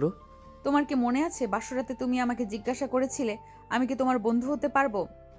আমি সেই বন্ধু হিসেবেই বলছি, আমি চাই না তোমার জীবনের সেরা সুযোগটা আমার জন্য হাতছাড়া হোক। কিন্তু এই 5 বছর আমাদের দুজনের ক্যারিয়ারের জন্য এটা বিশাল এক পরিবর্তন। তুমি বারবার বলেছিলে স্থিতিশীলতা, কিন্তু তোমার এই সিদ্ধান্ত, এই ত্যাগ, এটা প্রমাণ করে তুমি আমার চেয়ে মানুষ হিসেবে অনেক বড়। দেখো, তুমি আবার সেই জুনিয়র সিনিয়র নিয়ে কথা বাড়াচ্ছ। শোনো, আমাদের সম্পর্কটা এখন বয়স দিয়ে মাপা হয় না। আমাদের বন্ধনটা ভালোবাসা, বিশ্বাস আর ত্যাগের। তুমি আমার জন্য যে ত্যাগ করেছো, অর্ণবকে থামিয়ে দিয়ে আমি তার সামান্য অংশও করতে পারিনি। এখন আমি তোমার স্বপ্নের পাশে দাঁড়াবো। আমি শুধু তোমাকে পাশে চাই, কিন্তু তোমাকে থামিয়ে দিতে চাই না, যাতে তোমার নিজস্ব স্বকীয়তা নষ্ট হয়, তোমার পরিচয়, তোমার যোগ্যতা। দুবাইয়ে গিয়ে আমার পরিচয় কেবল আয়নের স্ত্রী হবে না, আমি সেখানেও আমার জায়গা তৈরি করব। তোমার আর্কিটেক্ট ফার্মকে আন্তর্জাতিক স্তরে পরিচিতি এনে দেব। তুমি ডিজাইনে মনোযোগ দিবে, আমি ম্যানেজমেন্টে। এটা আমাদের পরবর্তী প্রজেক্ট। আমি তোমায় ছাড়া এই জীবনে আর কোনো কিছুই কল্পনা করতে পারি না নদী। তুমি শুধু আমার জীবন সঙ্গী নও, তুমি আমার জীবনের শ্রেষ্ঠ সিদ্ধান্ত। আমি প্রতিজ্ঞা করছি, দুবাইয়ে আমাদের জীবন আরও সুখী হবে। আমরা দ্রুত আমাদের পরিবারকে আরও বড় করব। আমাদের জীবনে নতুন আনন্দ নিয়ে আসব। আয়নের কথা শুনে নদী আলতো করে আয়নের কাঁধে মাথা রাখলো। তারপর বলল, আমি এই পরিবর্তনের জন্য প্রস্তুত আয়ান। তুমি আমাকে সাহস দিয়েছো। আমার শুধু একটা ভয়, এই নতুন জায়গায় গিয়েও যেন আমাদের মাঝে বোঝাপড়ার অভাব না হয়। আমার সিনিয়র পরিচয়টা যেন তোমার কাছে কখনো বোঝা না হয়। তুমি আমার সিনিয়র নদী, আর আমি তোমার সবচেয়ে বড় গুণমুগ্ধ জুনিয়র। তোমার জ্ঞান আর অভিজ্ঞতা আমার জীবনের সবচেয়ে বড় পুঁজি। আমাদের সম্পর্কের ভিত্তি এতই শক্ত যে কোনো দূরত্ব, কোনো নতুন জায়গা বা কোনো চ্যালেঞ্জই আমাদের মাঝে ফাটল ধরাতে পারবে না। আমরা জীবনের সব বাধা পেরিয়ে এসেছি। আলতো করে নদীর হাত ধরে বলল, চলো এবার আমরা আমাদের বিয়ের দিন তোলা ছবির সেই ফ্রেমটা গুছিয়ে ফেলি। সেটাকে আমরা আমাদের নতুন বাড়িতে প্রথম টাঙাবো, কারণ সেই রাত থেকে আমাদের নতুন জীবন শুরু হয়েছিল, যেখানে সব দ্বিধা কেটে গিয়েছিল। হ্যাঁ চলো, আর শোনো, তুমি তোমার সব স্বপ্ন পূরণ করো। আমি তোমার পাশে আছি। সিনিয়র আপু যখন বউ, এই সম্পর্কের অর্থ আমাদের এই ত্যাগ, এই বোঝাপড়া আর এই ভালোবাসা দিয়ে নতুন করে প্রতিফলিত হবে। আমরা ভালো থাকবো আয়ান। আমরা দুজন টিম, নদী আয়ান। আয়ন ও নদী তাদের পুরনো জিনিসপত্রের মাঝে নতুন জীবনের স্বপ্ন দেখতে শুরু করলো। সব চ্যালেঞ্জ পেরিয়ে তারা একে অপরের সমর্থনে এক নতুন ও সুখী ভবিষ্যতের দিকে পা বাড়ালো। আয়ন ও নদীর দুবাই যাত্রার প্রস্তুতির মাঝে দুই পরিবার একসাথে একটি পারিবারিক মিলন মেলার আয়োজন করেছে, যেন আয়ন আর নদীর সাথে যাওয়ার আগে সব আত্মীয় স্বজনদের দেখা হয়। এই অনুষ্ঠানে আয়নের এক ফুফাতো বোন সামিয়াও যোগ দেন, যে দীর্ঘকাল ধরে আয়নকে মনে মনে ভালোবাসে। নদী ও আয়ন হাসি মুখে পরিবারের সঙ্গে কথা বলছে। সামিয়া ঘরে প্রবেশ করলো এবং একদম আয়নের কাজ ঘেঁষে গায়ে গা লাগিয়ে দেওয়ালো, যা নদীর চোখে অস্বস্তি তৈরি করলো। নদীকে উপেক্ষা করে সামিয়া আয়নের হাত ধরে খুব ঘনিষ্ঠ হয়ে আহ্লাদি গলেই বলল, আয়ান, ফাইনালে দেখা হলো। তুমি তো বিয়ে করে উধাও হয়ে গেলে। আমাকে তো একটাবারও জানাওনি যে বিয়ে করছো। কেমন আছো বলো? বিয়েটা করার আগে যদি একটাবার জানাতে, তোমার জন্য আমার কত প্ল্যান ছিল, সব বেঁচতে গেল। আরে সামিয়া, কতদিন পর, তোর জন্য তো এই অপেক্ষাটা ছিল না। জানিস তো এখন তো সব ব্যস্ততা নদীকে নিয়ে। ভালো আছি, তুই কেমন আছিস?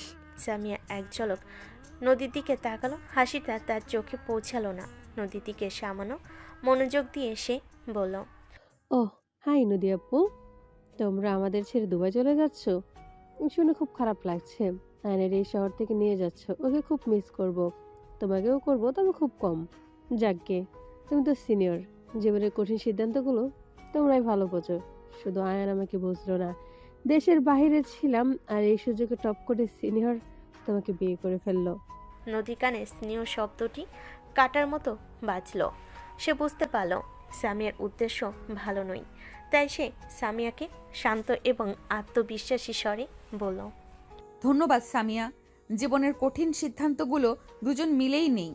আর আর তোমার ভাইয়ের ক্যারিয়ারের জন্য এটা জরুরি। আর হ্যাঁ, এখানে সিনিয়র বা জুনিয়র নয়, আমরা স্বামী স্ত্রী। আমি তো জানি নদী আপু, তবে আমি বলছিলাম কি, আয়ন আর আমি সমবয়সী কি না। আয়ন আগে অনেক কিছুই বুঝতো না, সেসব আমি তাকে বুঝিয়ে দিতাম। সে একটু লাজুক ছিল তো। আমার মনে আছে একবার স্কুলে একটা প্রজেক্টে আয়নকে মারাত্মক ভুলটাইনা করেছিল।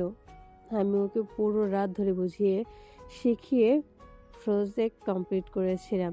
সেই সময়গুলো আমি ওর কতটা পাশে ছিলাম।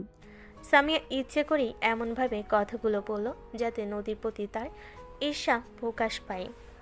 নদীর মনে সন্দেহ জাগলো, কিন্তু সে বিষয়টা সামলে নিয়ে দৃঢ়তার সাথে বলল, বাহ, খুব ভালো করেছো। একজন ভাইকে তার বোন সাহায্য করবে, এটাই তো স্বাভাবিক। আর এখন আমার স্বামী হিসেবে আয়নকে সাহায্য করার সুযোগটা এখন আমার। সে একজন ভালো লার্নার। নদী আর সামিয়ার উত্তপ্ত কথোপকথনে আইন পরিস্থিতি বুঝতে পেরে সামিয়াকে থামাতে চাইল। সে সামিয়াকে উদ্দেশ্য করে বলল, সামিয়া, তুই এখন থাম তো। এসব পুরনো কথা কেন তুলছিস? চল, মা তোকে ডাকছেন। তোর প্রিয় ডিশটা হয়েছে। ঠিক আছে, চলছি। তবে আমাকে একেবারে আড়ালে তো প্রজেক্টগুলো দেখাতে হবে। তোর নতুন কাজের স্টাইল দেখতে খুব ইচ্ছে করে। নদী আপু কি আর্কিটেকচার নিয়ে খুব জ্ঞান আছে, নাকি উনি ম্যানেজমেন্ট দেখছে? সামিয়ার এই প্রশ্নটা ছিল সরাসরি আক্রমণ। নদী এবার আর চুপ থাকতে পারল না। নদী সামিয়ার কাছে এসে বলল, সামিয়া, আমার জ্ঞান নিয়ে তোমাকে চিন্তা করতে হবে না। আর আমার স্বামী যদি তার কাজ একান্তভাবে কাউকে দেখাতে চায় তবে সেটা আমাকেই দেখাবে। কিন্তু কেন তুমি বারবার আমার স্বামীকে নিয়ে এভাবে কথা বলছো? তুমি কি বলছো না আমরা স্বামী স্ত্রী? ও আপু, তুমি ভুল বুঝছো। আমি তো আয়নকে ছোটবেলা থেকে চিনি। ওর সব আবদার, ওর দুর্বলতা আমার জানা। আমি জাস্ট বলছিলাম আয়ন ভালো মন্দ দেখভাল করা তো কাজের হিসেবে আমারও দায়িত্ব। সামিয়ার এই কথা শুনে নদী আয়নের দিকে তাকালো। তার চোখে নীরব প্রশ্ন। আয়ন এবার শক্তভাবে সামিয়ার মুখোমুখি হলো। সে সামিয়াকে বলল, সামিয়া প্লিজ, এবার একটু বাড়াবাড়ি করছিস। নদী আমার স্ত্রী। আমার জীবনের কোনো দুর্বলতা বা আবদার এখন ওর কাছেই প্রকাশ পায়। তোর এ অতিরিক্ত মনোযোগ আমার ভালো লাগছে না। এটা আমাদের ব্যক্তিগত জীবনে হস্তক্ষেপ। তুই এবার গিয়ে অন্যদের সঙ্গে কথা বল। সামিয়ার মুখ ফ্যাকাশে হয়ে গেল। সে বাধ্য হয়ে সরে গেল, কিন্তু যাওয়ার আগে নদীর দিকে এক তিক্ত দৃষ্টি ছুড়ে দিল। সামিয়া চলে যেতে নদী আয়নের কানে ফিসফিস করে বলল, তুমি কি দেখলে? কেন সে এমন ব্যবহার করছে? সে তোমার সঙ্গে এতটা ঘনিষ্ঠ হতে চাইছে কেন? তুমি কি কখনো ওকে এনকারেজ করেছো আয়ান? আমার মনে কেন জানি ভালো লাগছে না। বিশ্বাস করো নদী, আমি জানতাম না ও এমন করবে। ও একটু ইমোশনাল, কিন্তু ওর কোনো খারাপ উদ্দেশ্য নেই। ও শুধু আমাকে একটু বেশি ভালোবাসে। তুমি এত চিন্তা করো না, তুমি আমার স্ত্রী। নদী আর কোনো কথা বলল না। সামিয়ার চোখে থাকা ঈর্ষা এবং আয়নের প্রতি তার অতিরিক্ত মনোযোগ নদীর মনে প্রথমে সন্দেহের বীজ বুনে দিল। পারিবারিক অনুষ্ঠানের পর 2 দিন কেটে গেছে। নদী ও আয়ন দুবাইয়ের টিকিট চূড়ান্ত করার কাজে ব্যস্ত। সামিয়ার ব্যবহার নদী মনে অস্বস্তি তৈরি করেছে। যদিও আয়ন বারবার তাকে আশ্বস্ত করেছে, কিন্তু সামিয়া সহজে হাল ছাড়ার পাত্রী নয়। আয়ন ল্যাপটপে তার আর্কিটেকচারাল প্রজেক্টের একটি ফাইল দেখছিল। নদী গোসল সেরে রুমে প্রবেশ করলো। আয়ান, তুমি কি এখনো কাজ করছো? এবার ঘুমাবে চলো। তুমি যাও নদী, এটা খুব জরুরি ফাইল। দুবাই যাওয়ার আগে শেষ করতে হবে। আমি আসছি। নদী দেখলো আয়নের ফোনটা বিছানায় পড়ে আছে এবং স্ক্রিনটা জ্বলছে। অজান্তে নদী আয়নের ফোনটা হাতে নিল, আর তাতে সে চমকে উঠল। সামিয়ার নামটা জলজল করছে ফোনের স্ক্রিনে। একটা মেসেজ এসেছে মূলত। নদীর মনে সন্দেহটা হঠাৎ করে মাথা চাড়া দিয়ে উঠল। নদী মেসেজটি ওপেন করে দেখলো, তাতে সামিয়া লিখেছে, আয়ান, তোর ডিজাইনগুলো আমাকে মিল করিস নি কেন? সবসময় তো সবকিছু আমাকে আগে শেয়ার করতে। আমার সাথে পরামর্শ ছাড়া কোনো সিদ্ধান্তই নিস না। একান্তে কত সময় কাটিয়েছি আমরা, সেসব ভুলে যাস না। তোকে তো বলেছিলাম তোর সব স্বপ্ন শুধু আমার সঙ্গে শেয়ার করিস, নদী আপুর কাছে সব বলিস না। সেটা তোর ব্যাক গাইডেড নয়, সে আমাদের ইমোশন বুঝবেন। মেসেজটা পড়ে নদী যেন মুহূর্তেই জমে গেল। আয়নের এই গোপন প্রজেক্টের কথা, আরও অনেক কথাই সামিয়া জানতো, অথচ আয়ন কখনো তাকে বলেনি যে সামিয়ার সাথে আয়ন এত কিছু শেয়ার করে। সামিয়া তাহলে এত গুরুত্বপূর্ণ? আর এই সামিয়া কি বললো? একান্তে কত সময় কাটিয়েছে, মানে কি বলতে চাইছে সামিয়া? আর সামিয়া কেন তার স্বামীকে তার কাছে কিছু গোপন রাখতে বলছে? নদী এই প্রথম মেজাজ হারিয়ে ফেলল। সে গম্ভীর স্বরে আয়নকে বলল, আয়ান, এটা কি? চমকে পেছন ফিরল। নদী ফোনটা হাতে নিয়ে দাঁড়িয়ে আছে। আয়ন উদ্বিগ্ন হয়ে জিজ্ঞেস করলো, কি হয়েছে নদী? কার ফোন? এটা সামিয়ার মেসেজ। তুমি আমাকে বলনি কেন যে তুমি ওকে তোমার প্রজেক্টের ফাইলগুলো শেয়ার করো? আর ও কেন বলছে তোমার সব ইমোশন শুধু ওর সঙ্গে শেয়ার করতে? কেন সে আমাকে তোমার থেকে দূরে থাকার কথা বলছে? তুমি ওর সঙ্গে কি গোপন যোগাযোগ রেখেছো যা আমার থেকে গোপন করতে হবে? আয়ন ফোনটা হাতে নিয়ে চেক না করেই বলল, আরে শোনো, ভুল বুঝছো। ওটা তেমন কিছু না। তেমন কিছু না? আমাদের বিয়ে নিয়ে ওর সমস্যা কেন? বারবার কেন সে তোমার কাছে ঘেঁষতে চায়?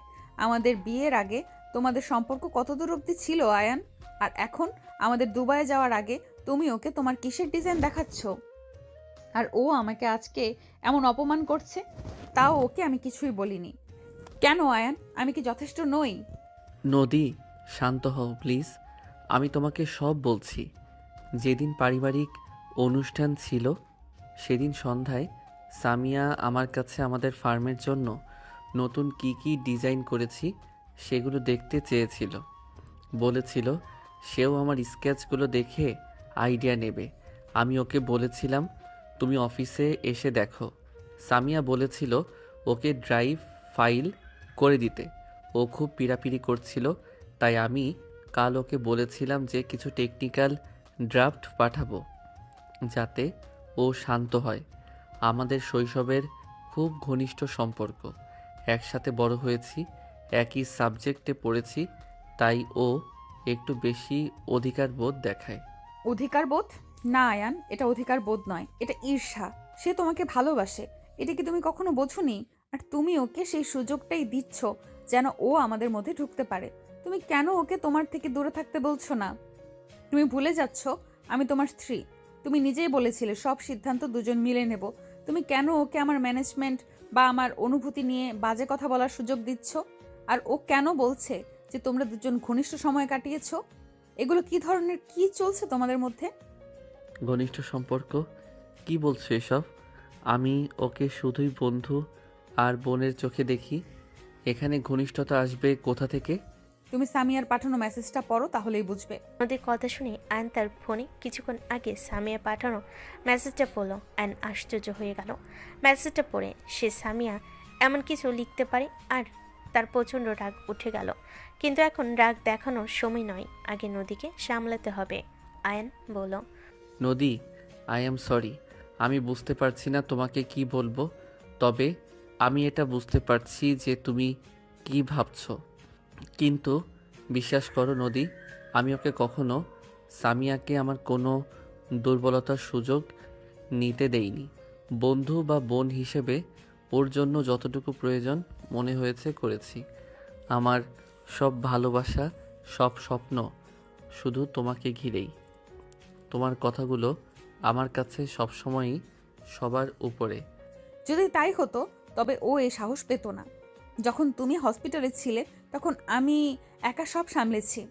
আমার অতীত নিয়ে তোমার কোনো দ্বিধা ছিল না। আর আজ তোমার কাজিনের জন্য তুমি আমার বিশ্বাসে ফাটল ধরাচ্ছ। তোমার কি মনে হচ্ছে না যে তুমি নিজেকে একজন দুর্বল মানুষ হিসেবে প্রমাণ করছো, যে কঠিন পরিস্থিতিতে পরিবারের একজনকে শক্ত কথা বলতে পারে না? আমাকে দুর্বল বলবে না নদী। আমি অর্ণবকে তোমার জীবন থেকে তাড়িয়েছি। আমার দুর্বলতার সুযোগ নিয়ে তুমি আমাকে এভাবে অপমান করতে পারো না। আমি সামিয়ার ষড়যন্ত্র বুঝতে পারছি। আমি কালই ওকে ফোন করে এই বিষয়ে ফাইনাল কথাবার্তা বলবো। শুধু ফোন করে ওকে শাসালেই হবে না। তুমি প্রমাণ করো তোমার কাছে তোমার স্ত্রী সবার আগে। তুমি প্রমাণ করো তোমার কোনো দুর্বলতা নেই। এটা ভুল বোঝাবুঝি। এই ভুল বোঝাবুঝিটা যেন সত্যি না হয়, তুমি নিজেই সেটা সবার সামনে স্পষ্ট করো। নদীর এই ক্রোধ ও অভিমান আয়নকে হতবাক করে দিল। সামিয়া সামান্য চাল আজ তাদের সম্পর্কের ভিত্তিকে নাড়িয়ে দিয়েছে। আয়ন বুঝতে পারল শুধু ফোন করে নয়, এবার তাকে কঠিন সিদ্ধান্ত নিতে হবে। পরের দিন সকাল সকাল আয়ন সোজা চলে গেল সামিয়াদের বাড়িতে। সামিয়ার পরিবারের সবাই তখন বাড়িতে ছিল। আয়ন বাড়িতে ঢুকে সামিয়ার নাম ধরে চিৎকার করে ডাকতে লাগলো, সামিয়া, সামিয়া, কোথায় তুই? এখনই বেরিয়ে আয়। আয়নের চিৎকারে সামিয়া দৌড়ে বের হয়ে এলো। আয়নকে দেখে সে ভীষণ খুশি। তার চাল যে কাজ করেছে তা আয়নের আগমনী বলে দিচ্ছে। সামিয়া বাড়ির অন্য সদস্যদের সামনে আয়নকে জড়িয়ে ধরে বলল, আমি জানতাম তুই আসবি, চল আমরা রুমে বসে কথা বলি। সামিয়া আয়নের হাত ধরে টেনে তার রুমে নিয়ে যেতে নিলে আয়ন এক ঝটকায় হাত ছাড়িয়ে নেয়। তারপর বলে, তোকে সবসময় আমি ভালো বন্ধু হিসেবে দেখেছি, বোনের মতো আগলে রেখেছি। আর তুই আমার সাথে নদীর সম্পর্ক খারাপ করতে উঠে পড়ে লেগেছিস কেন? কি ক্ষতি করেছি আমি তোর? আয়ান, এখানে নয়, তুই আমার রুমে চল, আমরা ঠান্ডা মাথায় কথা বলি প্লিজ। না, আমি কোথাও যাব না। যা কথা হবে এখানে সবার সামনে হবে। বাকিরাও জানুক তুই কি করেছিস। কি করেছি আমি? কি ভুল করেছি? তোকে ভালোবেসেছি এটা ভুল বলতে চাস? ভালোবাসা ভুল নয়, বরং ভুল মানুষকে ভালোবাসা ভুল। আমি সঠিক মানুষকে ভালোবেসেছি। সেই কলেজ জীবন থেকে তোকে ভালোবাসি। ভেবেছিলাম তুই নিশ্চিত তোর প্রতি আমার কনসার্ন দেখতে বুঝতে পারবি, কিন্তু তুই কি করলি বুঝলি না। কিছুদিনের জন্য দেশের বাইরে গিয়েছিলাম, ভেবেছিলাম তুই যখন আমার ভালোবাসা বুঝিসই না আমি দেশে ফিরে তোকে সব বলবো, কিন্তু তুই কি করলি? যে থেকে বয়সে 4 বছরের বড় বুড়ো এক বুড়িকে বিয়ে করলি। খবরদার সামিয়া, আমার স্ত্রীকে কোনো বাজে কথা বলবি না। আমি আমার স্ত্রীকে ভালোবেসে বিয়ে করেছি। যদি ওকে না পেতাম তবে সভ্য ছেলের মতো ফিরে আসতাম, তোর মতো অসভ্যতা করতাম না। যা করছি বেশ করেছি, তোকে পাওয়ার জন্যই করেছি। তোর মতো বেহায়া মেয়ের ছায়া আজকের পর থেকে আমি আমার চারপাশে কোথাও দেখতে চাই না। ভুলেও যদি আমার আর নদীর মধ্যে আসার চেষ্টা করিস তাহলে এর ফল কতটা খারাপ হবে ভাষায় প্রকাশ করা যাবে না, মনে রাখিস। আয়নার কথা বাড়ল না, সামিয়াদের বাড়ি থেকে বেরিয়ে গেল। পেছনে ফেলে এলো ছলো ছলো চোখে তাকিয়ে থাকা সামিয়াকে। নিজেদের মাঝে হওয়া ভুল বোঝাবুঝি মিটিয়ে নিয়েছে আয়নার নদী। সময় মতো নির্দিষ্ট দিনে নির্দিষ্ট ফ্লাইটে তারা দেশের মাটি ছেড়ে পাড়ি জমিয়েছে ঝকঝকে তকতকে দুবাইয়ে। দুবাইয়ের ঝলমলে আকাশচুম্বী অট্টালিকার ভিড়ে এক ঝলমলে সন্ধ্যায় নদী ও আয়ন তাদের নতুন ফ্ল্যাটের বারান্দায় বসে আছে। তাদের চারপাশে এখন অন্যরকম ব্যস্ততা, অন্যরকম শান্তি, নতুন জীবন পুরোপুরি স্থিতিশীল। আয়ন তখন তার স্বপ্নের প্রজেক্টে লিড আর্কিটেক্ট হিসাবে কর্মরত, আর নদী তার সিনিয়র ম্যানেজমেন্টের অভিজ্ঞতা কাজে লাগিয়ে তাদের ফার্মের আন্তর্জাতিক ক্লায়েন্টদের দেখভাল করে। তাদের দুজনের হাতেই চায়ের মগ আর মুখে তৃপ্তির হাসি। আইন বারান্দা থেকে যতদূর চোখ যায় তাকিয়ে দেখলো, তারপর বলল, এই পুরো শহরটা দেখছো নদী? আমার মনে হয় যেন আমাদের এই নতুন জীবনটাও এই শহরটার মতোই উঁচু আর আকাশ ছোঁয়া। আমি কখনো ভাবিনি তোমার মতো একজন সঙ্গী পেলে জীবন এতটা সুন্দর হতে পারে। নদী আয়নের কাঁধে মাথা রেখে বলল, স্বপ্ন তো তুমিই দেখিয়েছো আয়ান। তুমি না থাকলে আমি হয়তো এখনো সেই পুরনো শহরে সেই পুরনো ভয়ের মধ্যে আটকে থাকতাম। এই স্থিতিশীলতার শান্তি সবকিছুই তোমার জন্য। তুমি আমাকে শিখিয়েছো সিনিয়র মানে শুধু বয়স নয়, সিনিয়র মানে অভিজ্ঞতা, ধৈর্য আর মানসিক জোর। তুমি আমার জীবনের সেই সব কঠিন মুহূর্তে পাশে ছিলে যখন আমি পঙ্গুত্বের ভয় পাচ্ছিলাম, আর আজ তুমি আমার স্বপ্নের ফার্মের আন্তর্জাতিক দিকটা দেখছো। আর তুমি আমাকে শিখিয়েছো জুনিয়র হলেও ভালোবাসার আত্মবিশ্বাসের জোরে সমস্ত চ্যালেঞ্জ মোকাবেলা করা যায়। তাই তো আজ এই বারান্দায় বসে আমরা একসঙ্গে ভবিষ্যতের কথা বলছি।